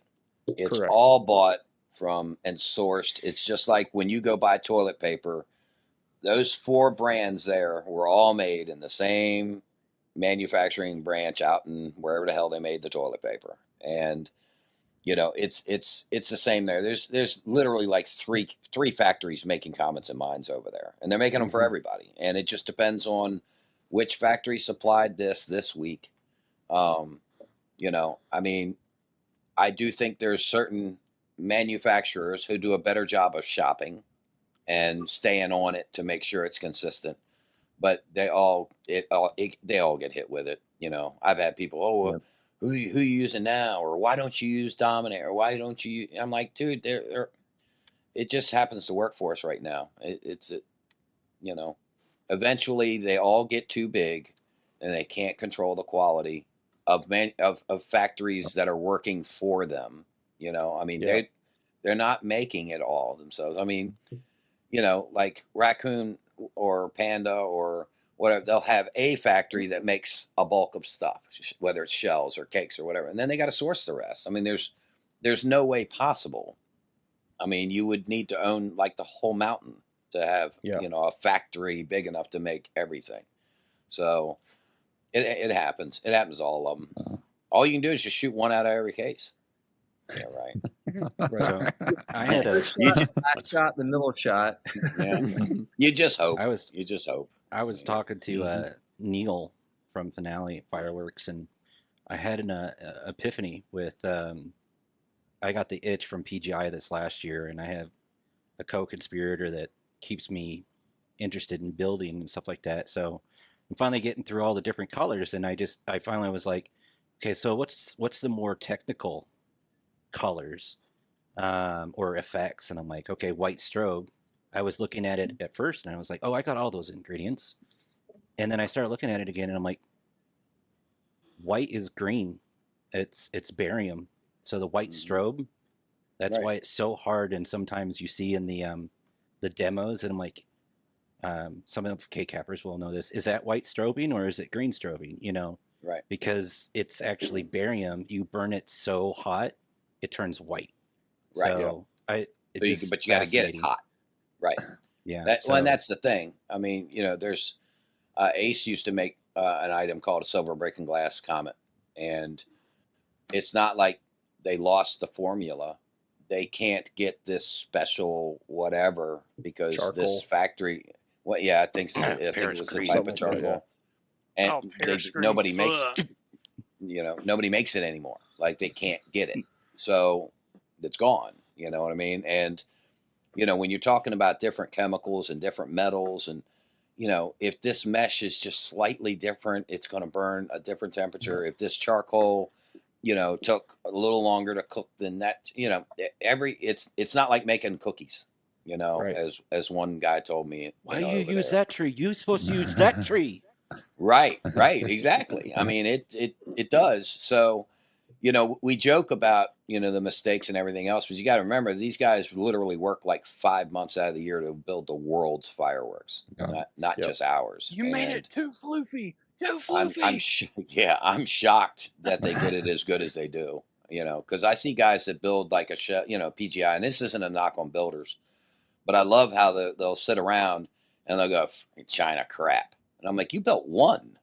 Like they built like 1,000 today, like, could you imagine trying to keep any kind of quality control building what they're building, that's literally handmade, hand mixed, hand everything. And the average consumer's not even going to care. Right. Oh yeah. They're going to. I've gotten to the point where I don't have care. amnesia every year. Like before I got in the club, I was like, oh, look at all this cool new product now. It's been around for 10 years. Oh yeah. Yeah. That's like, I mean, you can even go look at PGI, like some of the builder classes, right? Like Mum, right? You're all building the same shells, right? But you shoot them off, they all look differently, right? Because you've got 40 people building their own design of the same shell, essentially. I mean, they all look differently, but yet they're all the same product, Mm-hmm. Yeah. Yep. And I just dabbled in a little bit of just rolling stars. That, like, I was just thinking about doing like maybe 1 or 2 shells, and it's just like talking to my buddy. It's just like, he goes, dude, I need to make 10,000 stars just to make a nice 4th of July. That's a bare minimum. And he goes, I got to figure out how to roll stars. It's at least bare minimum 10,000 stars just for 3 inches. Right. Just getting that much up. But they're doing it all different sizes, all different colors, all different effects. So hundreds of pounds at a time. Give mad props. Crazy. I mean, every time I see now a Pyro musical that has 1,000 cues in it, I cry a little bit because I know how much work goes into that, but it's beautiful. Well, and then that's just for like a single color. Imagine the 9 color change comments that John used at 76. Like, how many months of laborious rolling do those take? Because they're not small comments either. Those are 50 millimeter comments. Like, it takes a long time to roll those. Yeah. Sure. Yeah, no, it's impressive, actually. I mean, like I said, I'm shocked every so I year. can take it apart to see if it's actually a puck or it's actually a rolled star. It's a rolled star. We could roll it back and forth because some of them were loose, so we roll it to the end of the tube and then roll it back. Well, there's actually a video online showing the like somewhat sort of build process of them. I mean, I know that there's a couple different ways, but I would Right. be. Yeah, you I've can been stack kind of buckle. interested in taking stuff apart. And I'm like, Yeah. kind of ruined Those are myself on definitely fireworks. Even down to like different colors burn longer, so you don't use as much chemicals, so it's a smaller Yeah. star.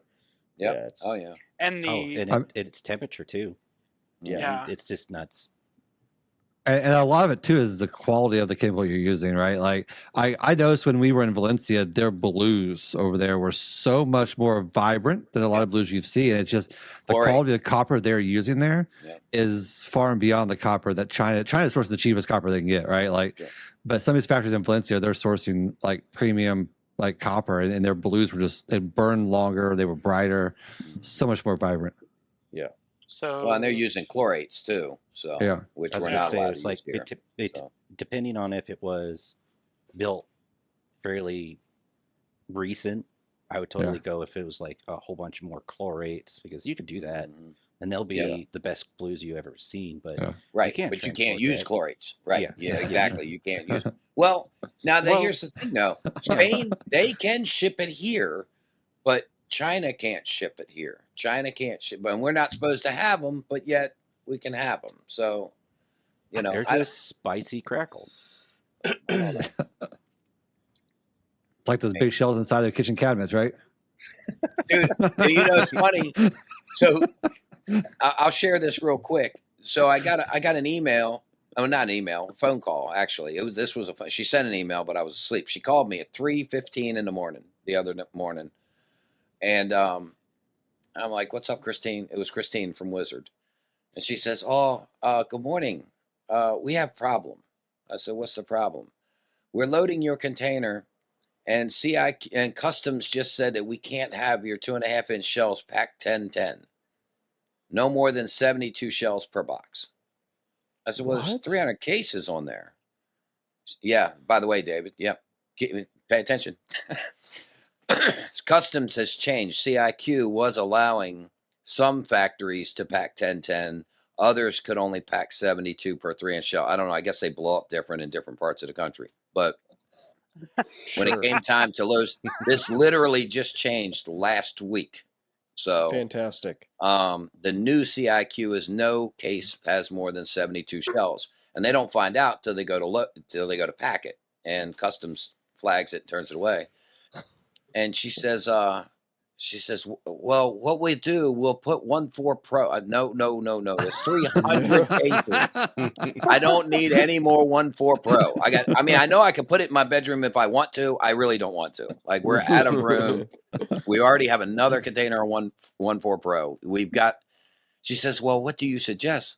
I said, "I suggest you unpack them some bitches, put 610 in there, and pack that box back with some paper or something. I don't care what you do." Yep. "Oh, no, not enough time." I said, "Well, then ship it as is without the 300 cases. You credit me $8,000 because that's how much CBM I'm losing on this container. I'm not paying to ship air, and we'll just go from there." "Oh, let me call you back." So, okay. Mm-hmm. And They so magically got on the container, didn't she they? calls me back later. They unloaded it. They found time. Yep, they repacked them. And dude, they're in beautiful little boxes. She sent me pictures. I'm like, "Well, how did you get those boxes so fast?" Anyway, my labels on them, everything. They've done everything like in hours, like it's done. And yet, so then we unloaded the other container that showed up. So we had a container show up that day that she's calling me that morning. And the 6-inch shell boxes are packed 9.1, and they're like this big. It's the old packing without all the extra dunnage. And I'm thinking, now, how did that happen? Right. We got like 50 cases of them, which, don't get me wrong, I'm not complaining. They fit in like the little corner of the magazine. I got all these 6-inch shells in there instead of like the whole wall. Well, that's why we like to get stuff from Flower King. Hint, hint. They still ship without the bulk package or the. But how does that 2-inch. happen? And I can't pack 100 shells in a little 2.5-inch box. Yep. It's just So the problem is you're trying to make government regulation make sense, Tim. Yeah, I know. I'm like, just put it on the container. You know, Yeah. are they actually going to look? Just change the paperwork, because that's what I'm thinking. They flagged the paperwork. Just change the paperwork. They're not going to unload the container. I guarantee you they wouldn't have. Oh yeah. Well, that's gonna I be don't fun to. Hopefully, they got those cans out. Yeah. Oh no, they got it loaded. It's headed to the port. It's going to make the ship date. You start telling them you ain't going to pay them no money, shit changes fast. Yep. All of a sudden, they want that money. They ain't paying that guy but like 60 cents an hour, so he can unload that They container. need you more than you need them. Yeah. Oh yeah. I loved it when they were like, "Oh, better get your orders in early and everything else." Yeah. 250th. Year and a half before 250th. Yeah. Oh yeah. Yeah. We ordered our shit like September. You know, it's on the water. Like they're busy, but they'll find a way. And then in February, you have 13 different manufacturers reaching out. Hey, we found time to produce. What else do you need? It's Right. Right. A year and a half ago, you weren't going to be able to make me nothing. But Exactly. Now, Now you have half a year to be able to produce for me. you can get the last minute stuff in. So I don't know. Or overextend your build time, not be able to produce. I really don't know how they get it all produced, though. To be honest with you, it's amazing. I don't know anything about China. Every time I think I do, I then find out I was wrong. So but Hear that? Yes, Donnie. Back to Lone Star. I do have a soundtrack semi ready. I have an idea. So. I know we were bouncing off ideas that one night in the lounge in the secret lounge chat. Yeah, that's probably going to be it.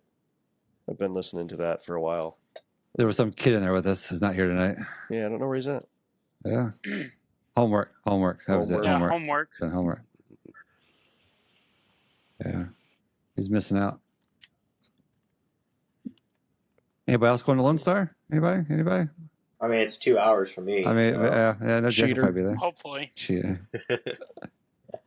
I have Nope, to no go. vacation time. Here. I ain't doing anything, so. Yes, Pro tip is fly. Fly is the pro tip, by the way. Fly to Dallas and drive. That's the pro tip. How long's the drive from Dallas? After you were in a Hour and a half, something like that. Yeah. Hour and a half to two, roughly. Yeah. Yeah. Depends Actually, on traffic. pro tip Yeah. is just ride with someone, and then you don't have to drive at all. Yeah. Yeah. We flew in last year. We flew into Dallas Fort Worth, and we stayed the night in Fort Worth, and then drove down the next morning to Lone Star. And Speaking of David, it's David, better that 10 to 12 hour drive. David, you just gonna pick me up on your way through? No. Pick me up right there. It's quicker for me to just go down. Just to Is Wisely going to deliver 1-3 to Lone Star since you guys are going to already be there? Why don't you message me after this and I'll let you know.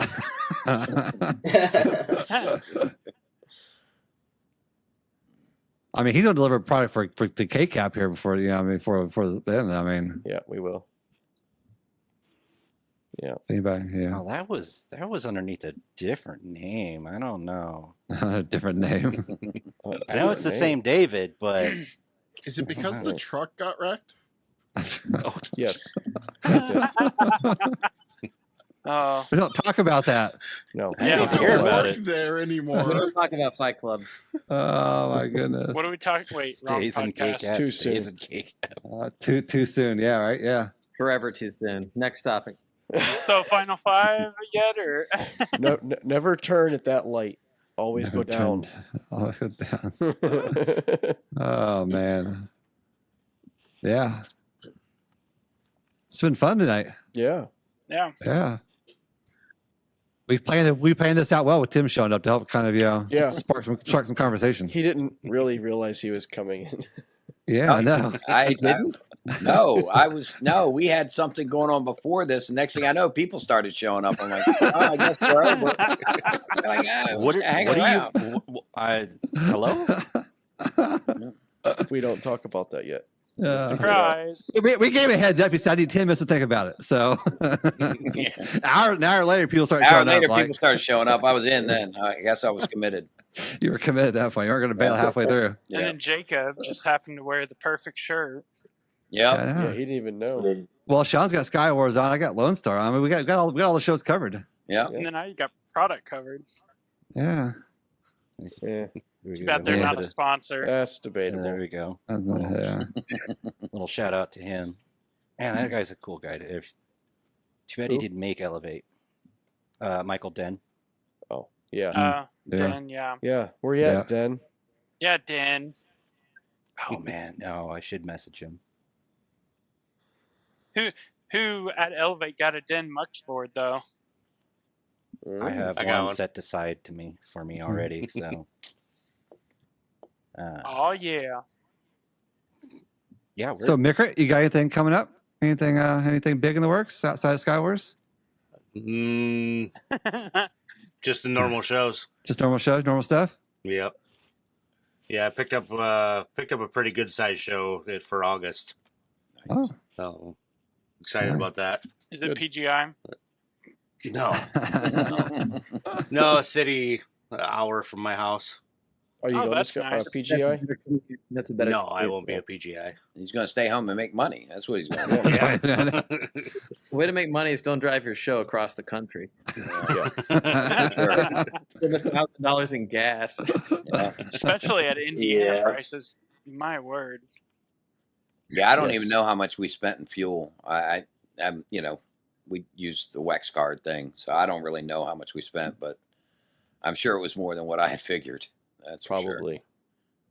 So I think my pickup truck went through a hard reset after Elevate. I took a 16-foot enclosed trailer down there. I got 3.5 miles to the gallon. Whoa! On the way back, I got 6 miles to the gallon. And now with doing bad. Well, the weird thing is so I drive a Toyota, so I average 12 miles to the gallon no matter what. Well, after Elevate, now I'm getting 18 miles to the gallon. I have no idea. John, I drive a Toyota Tundra, and I get 17, 18 without a trailer, and fully loaded, 40-mile-an-hour wind, I was getting 7 miles to the gallon. So I don't know what you're doing, dude. What year's yours? 22. Oh, yeah, mine's a 2011. Oh, okay. Never mind. With the 2011 with the 5.7. So yeah, there you go. Get yourself an F-250 with a Godzilla in it. Just going down the road. Don't worry about gas prices. A Prius, John.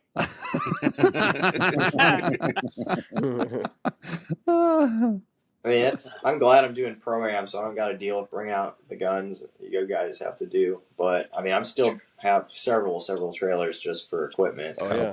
I think we're up to 4 trailers plus James is bringing the cook trailer. So this year I'm gonna pull out the extra insurance on the U-Haul because I'm already gonna be at 26,000 pounds on the U-Haul. Plus, I'm hooking up a enclosed trailer to it as well.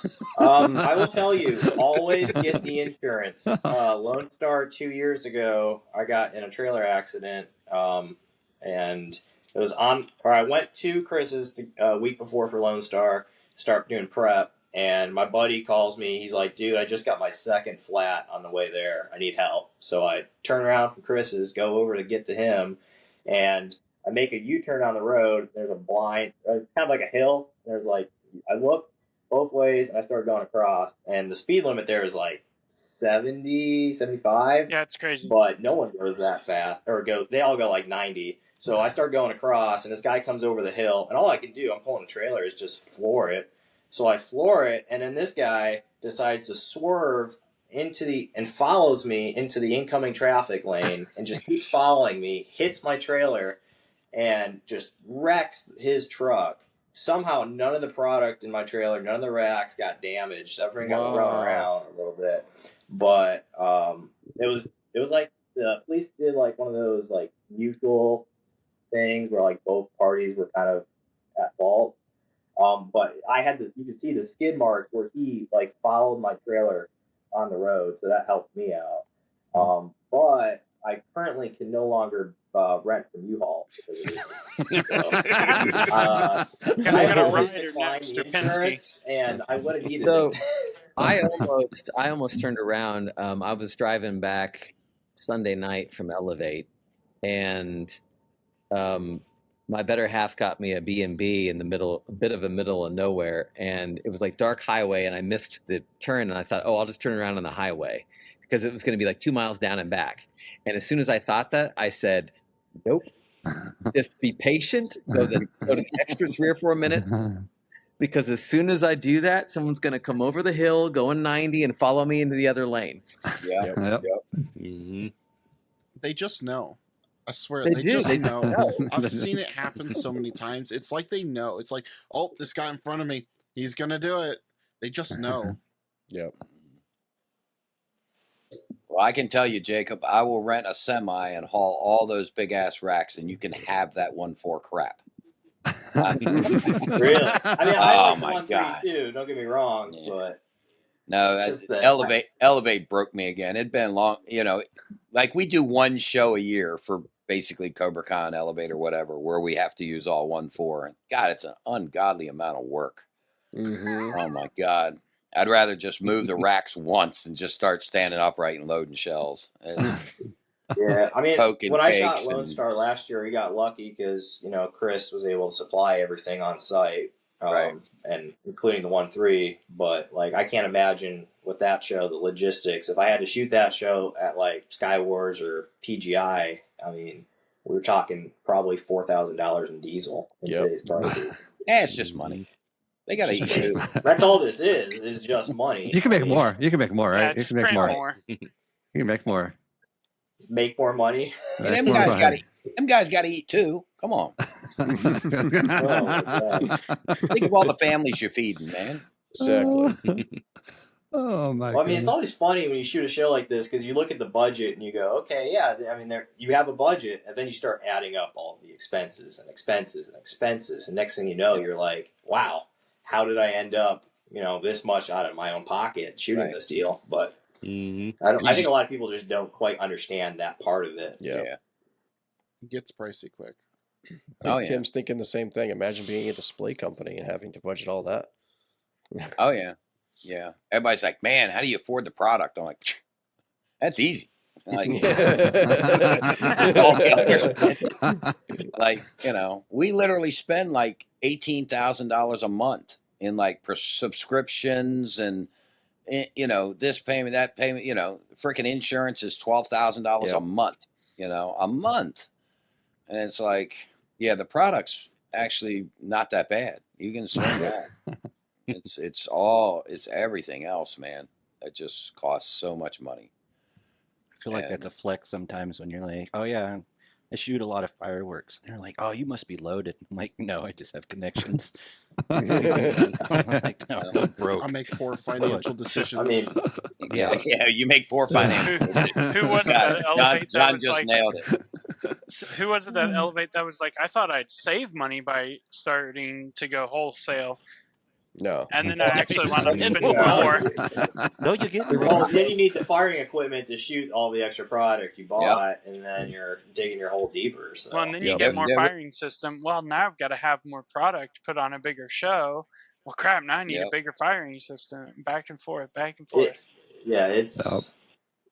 There was a whole big thread on Pyro Universe years ago, 2009, something like that. And, every time somebody would come on there and talk about, I buy retail, everybody would just be like, oh, you got to buy wholesale, you got to buy wholesale. And I jumped on there. I'm like, look, hold on. I can tell you right now, I spend 5 times what I used to spend retail. And we used to have a lot of freaking fun with my little $1,200 worth of shit I bought from Phantom in the back, just hand lighting and having a good time and hanging out. And now it's $6,000 and then it's $8,000, no, you will not save any money. You'll have more. You might have more fun, and you're definitely going to put on something cooler. But forget that saving money thing. No, if you're in this hobby to save money, I mean, no, you've already lost. Drugs would have been cheaper. Oh yeah. Oh yeah. Well, you could flip some of those and get some of the money back. I mean, that's why I'm wondering why the cartel hasn't gotten into fireworks yet. There's your answer. I'm sure they are. If you think about it. So they're in the shipping. Yeah, I spend over 100,000 a year, but none of it's my money. Yeah, there you go. Well, I do Fireworks tell business guys, is a cartel.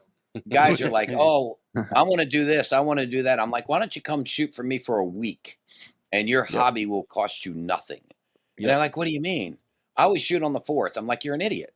Like, come shoot for me for a week. You'll make a couple $1,000s, you know, or at least, you know what I mean? And you won't ever have to buy firing equipment, ever. He's like, what do you mean? I'm like, dude, we have 450 modules that sit on the shelf all year. Like, you could use anything, like racks. I mean, all this stuff, and anybody who shoots for our company knows it. Your boss will let you use pretty much anything out there as long as you come work for Hell Week. Like, you can put on, we'll sell you a product, we'll give you a product. Just show up Hell Week. Like, but see, that's the catch. You're working all the week during the 4th, and you're like, yay, I made all this money. No, because then you've already spent it before that week's over buying more product. It is a drug. I'm telling you, drugs are cheaper. It's just a pyramid. I mean, it's fine. I mean, clubs are great too for that aspect, to just be able to borrow equipment. I mean, I never do my show, like my personal show, on the 4th. I always do it like either like a week or two before or after, just because I could borrow so much equipment. Right. And I can't see, even though I think I own almost 1,000 Qs worth of Cobra now, I still can't keep under that number. I mean, it's a curse. I mean, I'll be like, okay, I'm shooting a show, it's got to be like 800-900 Qs, and then I end up with like 1,500 Qs, and I'm like, crap, what do I do now? I mean, how many shows at like SkyWars or Lone Star wouldn't even happen without club members' equipment? No, I mean, for like SkyWars this year, I didn't even like have to think about where I'm going to get my equipment from. Like, the moment I got in and the announcement went out, like, Chris Stacy's texting me. He's like, hey, man, here's my equipment list. And it's like 5,500 Qs in Cobra. And then, like, 2 other guys offered it. And next thing I know, I'm like, dude, I could probably shoot 10,000 Qs if the budget allowed it. I mean, it's crazy how easy it is to come up with equipment when you're part of a club or a display company. And that's not even to mention match. Oh, well, I don't want to get into match, because the match I bought for SkyWars turned out to be crap, so I'm kind of in the process of getting some more match right now. But I got 30,000. I'll sell you cheap. I'm pretty sure I know another guy who's in the same boat, and he's selling it cheap right now too. It was good if you were using like speaker terminal, just cut the quick plug off. But I'm not actually selling it cheap. I couldn't do that to people. But we do. We've got like 30,000 match left over from last year's batch. So is your guys' pink or green? What's that? Is your guys' pink or green? Ask me how I know. No, actually, ours is orange. The blue. You know, they'll make it whatever color you want. We actually get it made. Have you guys black and different colors? Have you guys seen the new issue with the quick plug mold? Like, this just won't fit really well into any slat. Yeah, we'll probably find out. I've got 100,000 on order. Oh, well, yeah, for us, be here in like 2 more weeks. It just came in, and we found out at our club meet, and then I was talking to Chris Odell about it. He was saying that he had also bought some of that, and I looked at the quick plug. He sent me a picture, and it's the same thing. Well, it turns out all these factories are buying the same quick plug, and they're using it, and it's a cheaper plug, and it's just the mold is awful. I mean, no matter which way you put it in the slat, Muxboard, Cobra, any slat, it does not matter. It just sucks. You don't get that feedback. That's not good. So I'm not using that for SkyWars. I mean, I priced out my whole budget with this match, and then I'm like, dude, I can't land, X amount of Qs like with that match. I would just want to kill myself. Is it there was one of the cheaper Chinese firing systems that recently came available, and it has a different quick plug. Is it potentially compatibility with those? It's what they had in the corner that day. Well, the reason I say that is because it's different than a regular like Cobra or anyone else's quick plug. It's similar, but it's not the exact same size, and so I almost wonder if it's not. I'm sure there's a firing system or something out there where this plug just fits in perfectly, and they just had a bunch of it, like Tim said, just sitting there, and that's what they used. The other problem is, so the MTA 100s, I believe, is what the actual connector is. The name of the connector. it's sourced probably in China or Taiwan or something, but it's made for U.S. wire, and China's wire, the insulation is different, and the wire gauge is a little different. It's a 2.54 millimeter pitch between the two wires.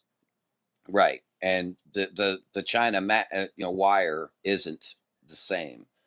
Now, what we have found, though, I mean, to be honest with you, our problem is continuity. Like, I say I didn't check at Elevate. I did scan real quick. I just didn't tell the guys. There was probably 400 open queues before we shot, and there were 28 devices that didn't fire. Whoa! Because those are good odds. Well, because what's happening is when they crimp them, the wire isn't right for that connector, and it's pretty much going to be any connector they ever use because their wire's different, or it doesn't get seated correctly. Right. Most of it's when they're crimping it, because we found it. We started playing around with taking some of them apart real easy. What it does is it'll actually cut the wire, the actual copper inside, or nick it halfway through. So if you have a firing system that's actually checking true resistance and not just saying we have a connection, it's going to give you some opens because it gets outside of that range of resistance. But when you throw 6 amps at her, she'll still pop. So, which is one plus I will say about the Starfire. I do like throwing 6 amps of juice at every E-match. So. Yeah. We were popping confetti cannons one time with them, and they're like, "Holy shit! Like, you got to burn through them." I'm like, "No, you don't. You just got to fry them quick." It's that panel's heavy as shit, but it throws a lot of power down that little wire. It does. But yeah, so that's. I think it's just something that you can either do that, or you can deal with MJG and not get your matches on time, or hope that they burn hot enough to like quick match, or like I haven't found a good answer yet. We were cutting them and putting pre-made Wago quick plug connectors on them. That's how we were getting around it. I couldn't imagine doing that for 100,000 matches, though. That would be horrendous. I mean, we were gonna. I joked with the guys. I'm like, look, this January, what you're gonna do? You're gonna take those 30,000 matches, and we got a tool, and we got our own. And we'll just, we're gonna recrimp them and check them. And, he decided to move, and then we lost him. Of course, my connection went to shit right there. But hey, you're back. There he is. Could you just repeat everything you just said? He bleeped himself out. Yeah, basically, long story short, I told my guys we were going to fix them, and we didn't fix them. So they would have quit. We're just dealing with it. We just plug them in, and we just hope. That's all. It's best we can do. Good to know on that, though. Yeah. I was talking to my buddy, and I was telling him about all the different type of quick splits that we're doing, and he's still new to all that stuff, but he knows like electronics and resistance and everything else like that. And he goes, "I'll make something for you. You hook up a car battery, I'll make sure they fire." And I'm like, "Oh yeah, that's not what I'm talking about." He's like, "No, I don't care. I'm going to make sure that they fire." I'll have a couple car batteries out there for you. I'll make a good relay for you. And what you're saying, and I was like, I think that's the firing system for him. It's going to dump and it's going to fire and it's going to be great. Two car batteries pushing 15 amps each will ignite something with a bread tie. Yep. If you strip trust me, that's how I started. I had 2 car batteries, and we stripped all the crap. We'd go to the grocery store and just grab a handful of those, tie things, and we'd strip them off and wrap them around the fuse and plug them into the end of the extension cord. Just boom, heat them right up, man. It was awesome. We didn't need nichrome, man. Bread ties. You put enough heat down that wire. It's just a short. Shorts get hot, so yeah. Doesn't matter how long you keep the short, closed. Yeah, I mean, it will burn your house down. I mean, you know what I'm saying? If that short lasts long enough. So. Not sponsored by Pyro Unleashed podcast.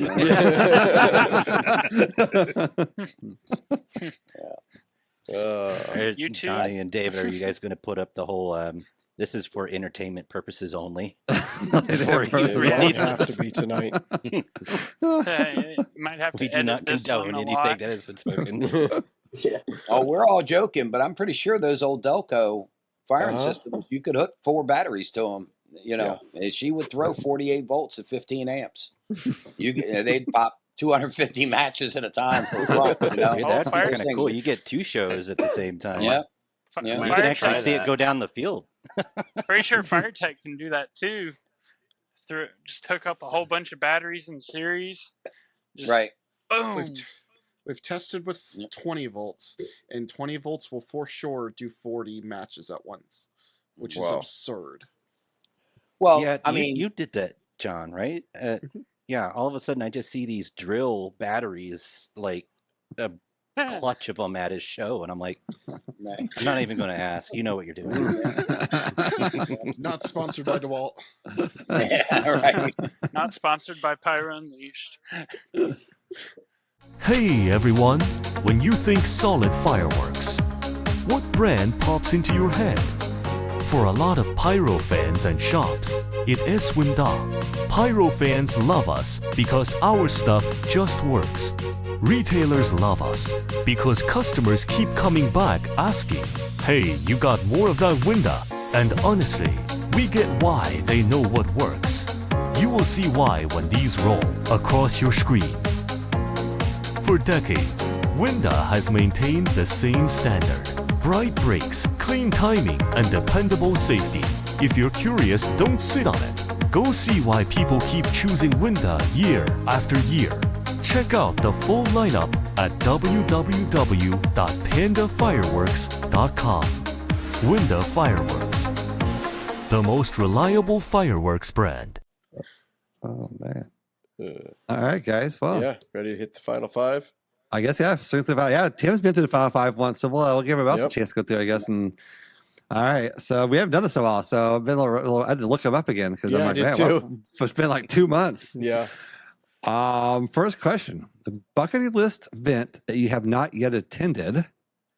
So I guess Travis is at the top of my screen. So In the States, I've never been to Western Winter Blast, and I would love to go. And then international, either Montreal or a Great Japanese Fest. there you go. All right, Sean, what you got? I still need to make my rounds to everything, so everything's on my list. Everything. I mean, I want to go to Elevate. I want to go to the Winter Blast. I mean, KCAP, you guys saw that I went down to Wichita and my nephew's little international competition there, and I was wearing my KCAP shirt representing, you know, and somebody is like, "Oh, I love your shirt. Do you do fireworks?" And he's actually working for Pyro Spectacular. Or Pyrospec, yeah. Yeah, and I'm like, he's just getting into it, and I'm like, welcome to the rabbit hole. It's all downhill from here, but you're gonna love it every step of the way. And I told him, I'm like, hey, because he's from California, so look out for Western Winter Blast, and hopefully I can meet up with you sometime, see you again. So that was good. That's cool. All right, Jon Mauck. SkyWars. I've never been to SkyWars yet. Oh, I know. It's the year to go. Yeah, Hey, I'll be there starting. It took him has like to. he took him like 3 years to join KCAP. So Yeah. At least the Pro-Ams will be good. And then ISF. ISF in Japan. Yeah. All right, Jacob. Bucket list items. I mean, probably Elevate. I was planning on going this year, and then my club decided to do their club meet that same weekend. So I was like, but I actually haven't been to PGI. It's just always so far away from me. So that's probably the other one I want to make it to. But if I'm going to go down there, I'm going to probably do a show. I don't see myself going any other reason. Yep. I didn't believe him, but it'll change your life. PGI. Yeah. Yep. Yeah. It's I mean, a lot of our club guys go there, and we have a lot of builders in our club. So I mean, especially if the Iowa guys bring stuff, and if Chris from the Fire Ants, isn't it? yeah, Chris Roth. I mean, yeah, Yeah. if he Yeah, brings stuff, oh, that's always a great time. Yeah. All right. The other John. My bucket list would be PGI. I've never been there. What? Wow. Always wanted to go, Have but you never been? vacation time. Oh. Yeah. I spend all my vacation for 4th of July in SkyWars. Yeah. You should just go to PGI and forget SkyWars this year. Not sponsored by Pyro Unleashed podcast. I'm just messing. I think I might go like maybe Saturday or something. Dude, you're like it's only a couple hours. Yeah, it's only like 3 hours, 4 hours from my house. So Go Friday night. I heard someone might be doing a show there. Rumor has it there's a couple good shows. I mean, you could take your pro budget and go shoot a show at PGI with it. I guess. I mean, yeah. Yeah. I mean, someone's got to go against Ellery. So SEMA would love that. All right, and Curtis, your bucket list? Either Malta St. Nkaba Festival or Tower of Light. I mean, Japanese is up there too. I don't know. There's too many really to name off. Lots of them out there. All right, question 2. Your favorite fireworks show you have shot or been a part of? Travis, you're up. Oh, I'll do both. Part of SkyWars 2023, and actually Elevate went pretty well. Huh? There was not a lot. We did not have a lot of issues, so I'm gonna. Your Elevate show was awesome, dude. Yeah. Thank you. Yeah, it was awesome. Yeah.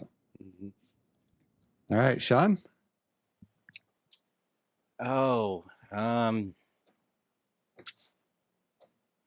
honestly, the most memorable one was probably my first show, because I had no idea what I was doing.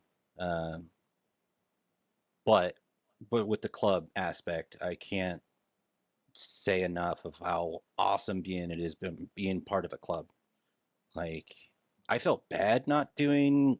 I felt like I should have done more work, but it was pretty hot that day, and they're like, "Dude, go cool down. We got this. We don't want you to keel over. You need to still push the button." But I just caught the bug.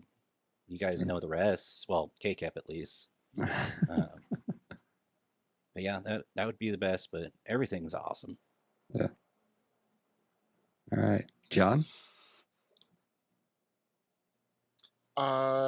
Favorite show I've ever been a part of would have been Jacob's birthday last year. Okay, yeah. And favorite show I've ever done was Spirit. That was really fun. All right, yeah. All right, John again. Obviously, favorite show for me would be my SkyWars last year, but the biggest show for me is our local town show, Walnut. That show always gets me. I mean, it's huge spot in my heart for that town. So, hometown. Yep. All right, Curtis. Favorite show I've ever shot would probably be my versus show last year. And then I don't necessarily have one favorite show I've ever been a part of. I have a favorite moment. And that would be the SkyWars 2023, the night where we all worked on what we called the Ark, all the falling leaves shells. Yep. That was an interesting and very memorable experience. All right. Yes, absolutely. Yeah, that was crazy. All right. Question 3. If you only could choose one, which would you choose? Hand fire or E-fire? And you can never do the other one. Travis? Probably E-fire. I love hand fire, but E-fire for all the reasons that most of us think of. So Yep. I will say though, there's something about a hand fired shell and show. So, yeah, Sean, you changed your questions. I was ready for 1-3 or 1-4, but now that was last year. That was last year's questions. Yeah. Yeah, I think I would have to go with E-Fire. Honestly, it's just about the same amount of work. No. Well, with E-Firing, you're adding more product. So, but you get a nice bigger, you get to sit back. Yeah. I think that's what I like. I like to sit back. I like to watch it now. Yeah. I'm like, I'm not going to be out there trying. I mean, that's really cool too. You're being out there, but if you're doing like a show type thing, you want to sit back and watch it. Yeah. All right, John. E-Fire. I've gotten addicted to pyro musicals at this point. I couldn't go back. Although I do love sending canister shells up, or other shells, but E-Firing's where it's at. Yeah. All right, John. I'd say E-Fire as well. Yeah. I do. I mean, I hand fire one show a year. It's fun, but the E-Fire you get to do a lot more. I mean, the only thing I miss with E-Firing now is with Cobra. I can actually go back and watch the show, to where we've used the SAM basis panel before, and the furthest we can be away is 50 feet. I do miss that, but I'd say E-Fire. Curtis? So, being that this was my question, I honestly would probably go hand fire. I know we all love E-Fire, but man, there is nothing like being right next to a 6-inch gun when it leaves the tube. Oh, that is, yeah, you can't get that with E-Fire. It's almost like a if you stand close enough, you get the fire. Well, I mean, yes, but you can always press the button while standing next to it. Yeah, but how many of us do that? I think that's what gets everybody hooked, is that first hand fire. For sure. But now, first I will show say, you ever light, you're hooked. There's from one there on. effect that you cannot do with hand fire: precision timed ground bombs. You can do it last once. one. Yeah, you'd only I want mean, one. and fireballs. I mean, you can't. I mean, you can't. You have a hard time. You have a hard time handling your fireball. Yeah, so You need to go over to what do they do over? What is that? India that I've been seeing on the reels lately. It's they drag along and they just. Oh yeah, the the line of gunpowder. bamboo. Then you do a line of powder. Yeah. And then you light a line of powder. It works, man. It's great. Just drill holes in the ground, draw the line of powder, and just ignite the fire. You can tell their gunpowder price is cheaper than what we get in the States. That's the only thing I'm going to say. Black powder prices have gone up, by the way. So yeah, Oh, don't. shit. Yeah. Don't look. Don't look at their price. It's almost like $20 black a powder pound grows or on something. trees or something over there. Oh, it's more than that. There's a lot more. Yeah. A lot more. Hey, Sean. Question 4. How's that company coming? All right. Yeah. Get a couple. Somebody. All right. Question 4. What's your favorite firework effect? Travis. Oh, I don't know if I can pick one. I do love a good follow though. Tim's with me on that one. He's with you on that one. That was my answer when they asked me. Oh, it was? Yeah. What's his answer? Yeah. Let's see. Yeah. We're spirit animals. Yeah. Right. Mhm. Yep. All right, Sean, what you got? There's so many good ones. I think the first ones that I ever was super impressed when, before getting in the club, I always enjoyed fish. I don't know. I mean, there's several different varieties, but you know what? I'm going to take that back. My favorite effect is hummers. Yes, I think some of whoever went to the Snyder's demo started noticing every time a Hummer would go off. It would go off, then you would hear me.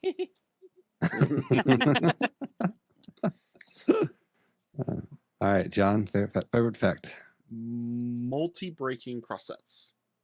So like where it breaks once and then breaks again.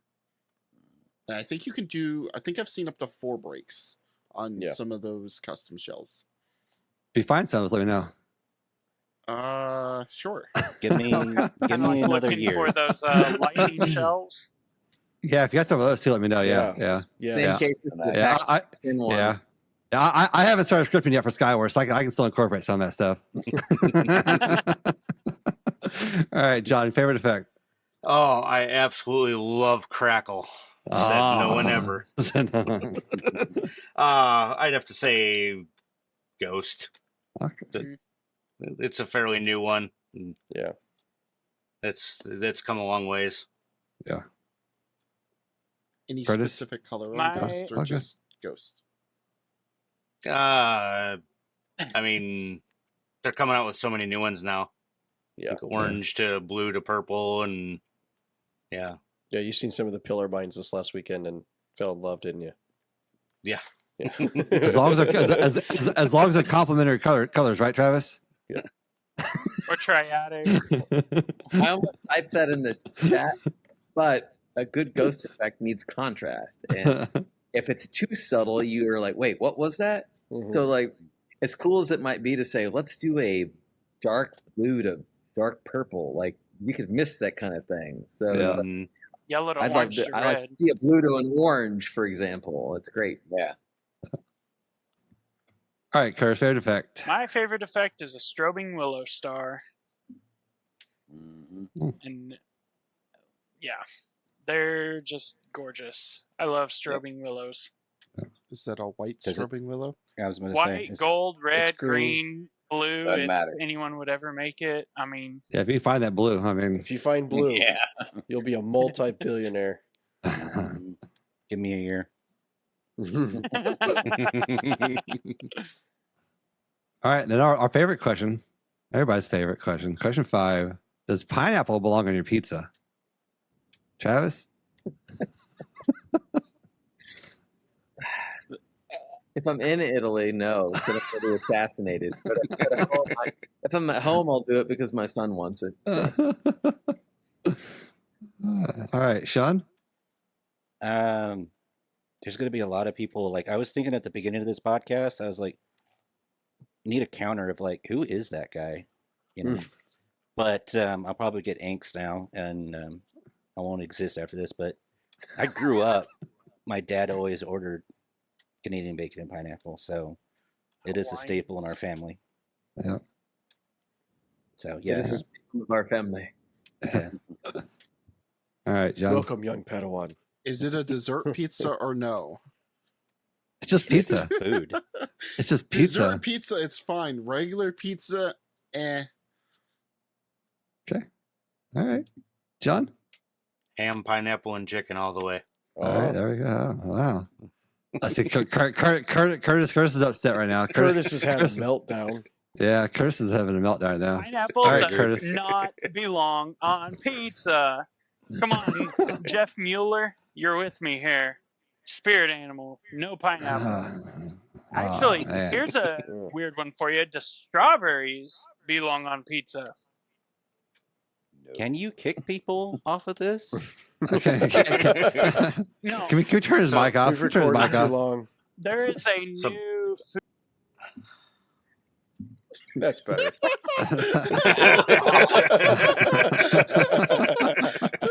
And on that note, Thanks, There's everybody. a new food place in our town that has strawberry and pepperoni pizza. Huh. I mean, that's a Back new in the thing. day. That's a new thing. It's like this has been a topic of a bit, but I get the new flavors that like a lot of people are experimenting with, but it's just like Yeah, you but could stop. Yeah. like, yeah. Back in the day, I worked at Pizza Hut when I was in my teens. I decided to make a pizza with every single topping Pizza Hut had. It was actually pretty good. At that point, could you even differentiate the flavors? I don't remember. But You just pass that on the floor because it's just like you don't know what you just ate. it had everything. It had every topping. It even had pasta, Alfredo sauce. What you call a treasure chest pizza. Yeah, Just the macaroni floor pizza is really sweepings. cool. And it's actually really good too. Burning pizza? Macaroni and cheese. Macaroni pizza, yeah. I thought you Yes, said very burning pizza, and I was like, burnt? No. What? Isn't that like charcoal at that point? We're not talking about wood fire pizza. Wood fired is where it's at, though. As long as they don't burn it. A little David, char, Dr. just a Control. little, like a hint of char on the crust is good. It Brings makes out sense the why you smoke. smoke. Well, Tim, All right. you want to give a shout out for PyroJam again for us on the dates and all that kind of stuff, all the goodies? I don't even know them. There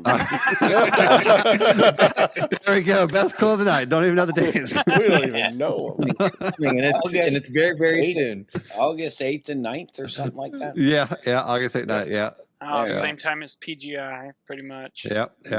And we'll have some more stuff on PyroJam with the podcast coming up here probably the next couple months, and we'll have some more details to share about that. We're working with Tim on a little project, so a lot more of the insights of what goes on behind the scenes of picking shows. So they want to get some more information out. So Dave and I are going to partner up with Tim a little bit and do some cool stuff for all of you guys out there on how they pick shows.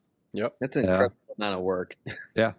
So Dave and I are gonna get a little insight on that process and be able to kind of act like judges ourselves, and then kind of like look at stuff and see how it kind of compares. So it's gonna be kind of a good little project we're working on. It's crazy. And then he'll redo a It'd probably be SkyWars easier to script. do it yourself. Probably, yeah. Travis, you're welcome to join us when we actually do it if you would like to. Yeah. I'll share. The little project is we're gonna judge.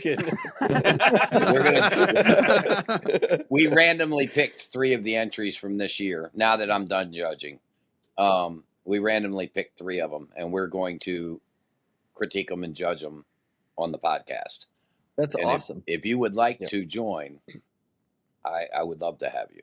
Yep. If Name your they vote, don't and I'll be mind, there. and they can work you out. Yeah.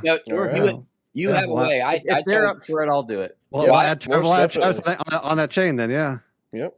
Well, I told So- Travis at Elevate, he has a way of articulating things that I struggle as far as show design and things like that. And I would love to hear your take on some of these shows.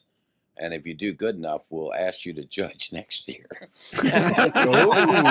Ooh, very careful there, Travis. Like that's some kind of cool thing. I was gonna say I'll be sure to fumble that. I don't think anyone wants that job. You can work that into your schedule, Travis, for next year. Work that into your video schedule. You'll But I need do- 50 hours of extra time. Only. I do think Yeah, I we wish all we find could get it done. That's Do your 86 sleep time, times right? 10. 86 times 10 is 860 minutes, and that's just to watch it. Yep. If you only watch it once. Yeah. So start, like I told them, it's typically a half an hour per show. By the time you watch it, score it, rewatch a part or two, because I literally, while we're doing it, we have an Excel spreadsheet open for comments. So we're typing comments, just blind typing while we're watching. And that way you it's fresh and it's happening. And then you go back and you look at them like, oh, well, let me look at that spot again, And it does. It works out to about a half an hour per show to get a real score. It's a lot of freaking time. Yeah. It sucks. Now, I do you don't wanna watch do the anything. finale file, or do you render the video? We actually we actually watched the finale file because there's several. Well, number one, I have to because I got to get ahead of them. I've got to make sure nobody gets disqualified because they did something in that script that isn't allowed, like too hard of an angle or something shot at the wrong positions or budget, going over on the budget, things like that. That's all got to be done. So if we just rendered videos, you'd be doing everything twice. So it takes enough time this way. Yeah. So, but Want to thank our sponsors for this season. Huge shout out to Muxboard. More matches, less time. Let's also huge shout out to FireTech Firing Systems, the official firing system of season 4 of the Pyro Unleashed podcast, and PGI. Huge shout out to them. Again, that is August 8th through the 14th in Kaukauna, Wisconsin at the Wisconsin International Raceway. Looking forward to that event as always. Then also want to give a huge shout out to Winda Fireworks and T-Sky Fireworks. Be sure to ask your local wholesaler for your favorite products from Winda and T-Sky. I think that covers it. Yeah, your local cartel dealer will have those products for you. Yeah. We got it. No guy. No guy. No guy. One of those guys is right here. Yeah. But again, hey, yeah, right. Want to thank all of you guys for coming on and chatting with us tonight and making this fun and entertaining. Like this is a blast to have everybody on, and we love to do this a couple times this season. And yeah, it makes it kind of cool, fresh voices and some fresh ideas, and it's kind of cool to have some new people on tonight. Yeah. So Sean and Jon Mikrut there are new tonight, and we used to see Travis and John and Curtis a lot, and so nice to have some fresh faces out there. And Jacob, who unfortunately had some storms in his area and had to drop off, but I'm sure we'll have him back on before we get SkyWars comes around, I would imagine. So and I'm sure we'll see we'll be seeing Jon Mikrut again before SkyWars as well, I should assume. We're gonna battle it out probably with me, you and Tyler one night or something, or some face off or something. But some good stuff cut out, guys. Yep. And then a couple episodes left this season. We got to have Mr. Rob Sema on next, our next guest. So we'll hammer him for some details. We're gonna hammer him for some details. So everybody wants. So where's that Rob, if you're listening, Rob, we gotta. That's been the running joke. We're gonna invite everybody, all the competitors on, just to grill him the whole time. So I was just gonna say, can you invite me? Sounds like do we want to release the finale yet? Well, we'll wait early. We'll let everybody sweat. And then we have our final guest of the season. I'll let you guys wait another week before we give you guys that. And so only 2 more episodes after this one. Yeah, after this one, 2 more for the season. Yeah, and then we all need a little break for fireworks. So what's that? What's a break? I've got a list of shows. I got a script still, and so I'm just I got a bunch of just a script, and I have to shoot them just scripted shows at this point. So. Yeah, but and Monday, Tuesdays, and Wednesdays we are re-releasing the finale 3D tip of the weeks. So be sure to check those out. Those are extremely helpful. Can't say thank you enough to Drew for helping us do that. Yeah, helping you guys. It's been a wonderful time recording those. Looking to potentially do something again next season. So. Send your finale 3D tip of the week questions to us, and we'll see if we can ask Drew. See what we can come up with. So, and on that note, guys, in the meantime, till we see you next week, go out there and unleash your inner pyro with us. This has been another episode of Pyro Unleashed. Come back each week for more industry insights, technical tips, and awesome pyro designs. Have fun out there, be safe, and as always, remember to unleash your inner pyro with us.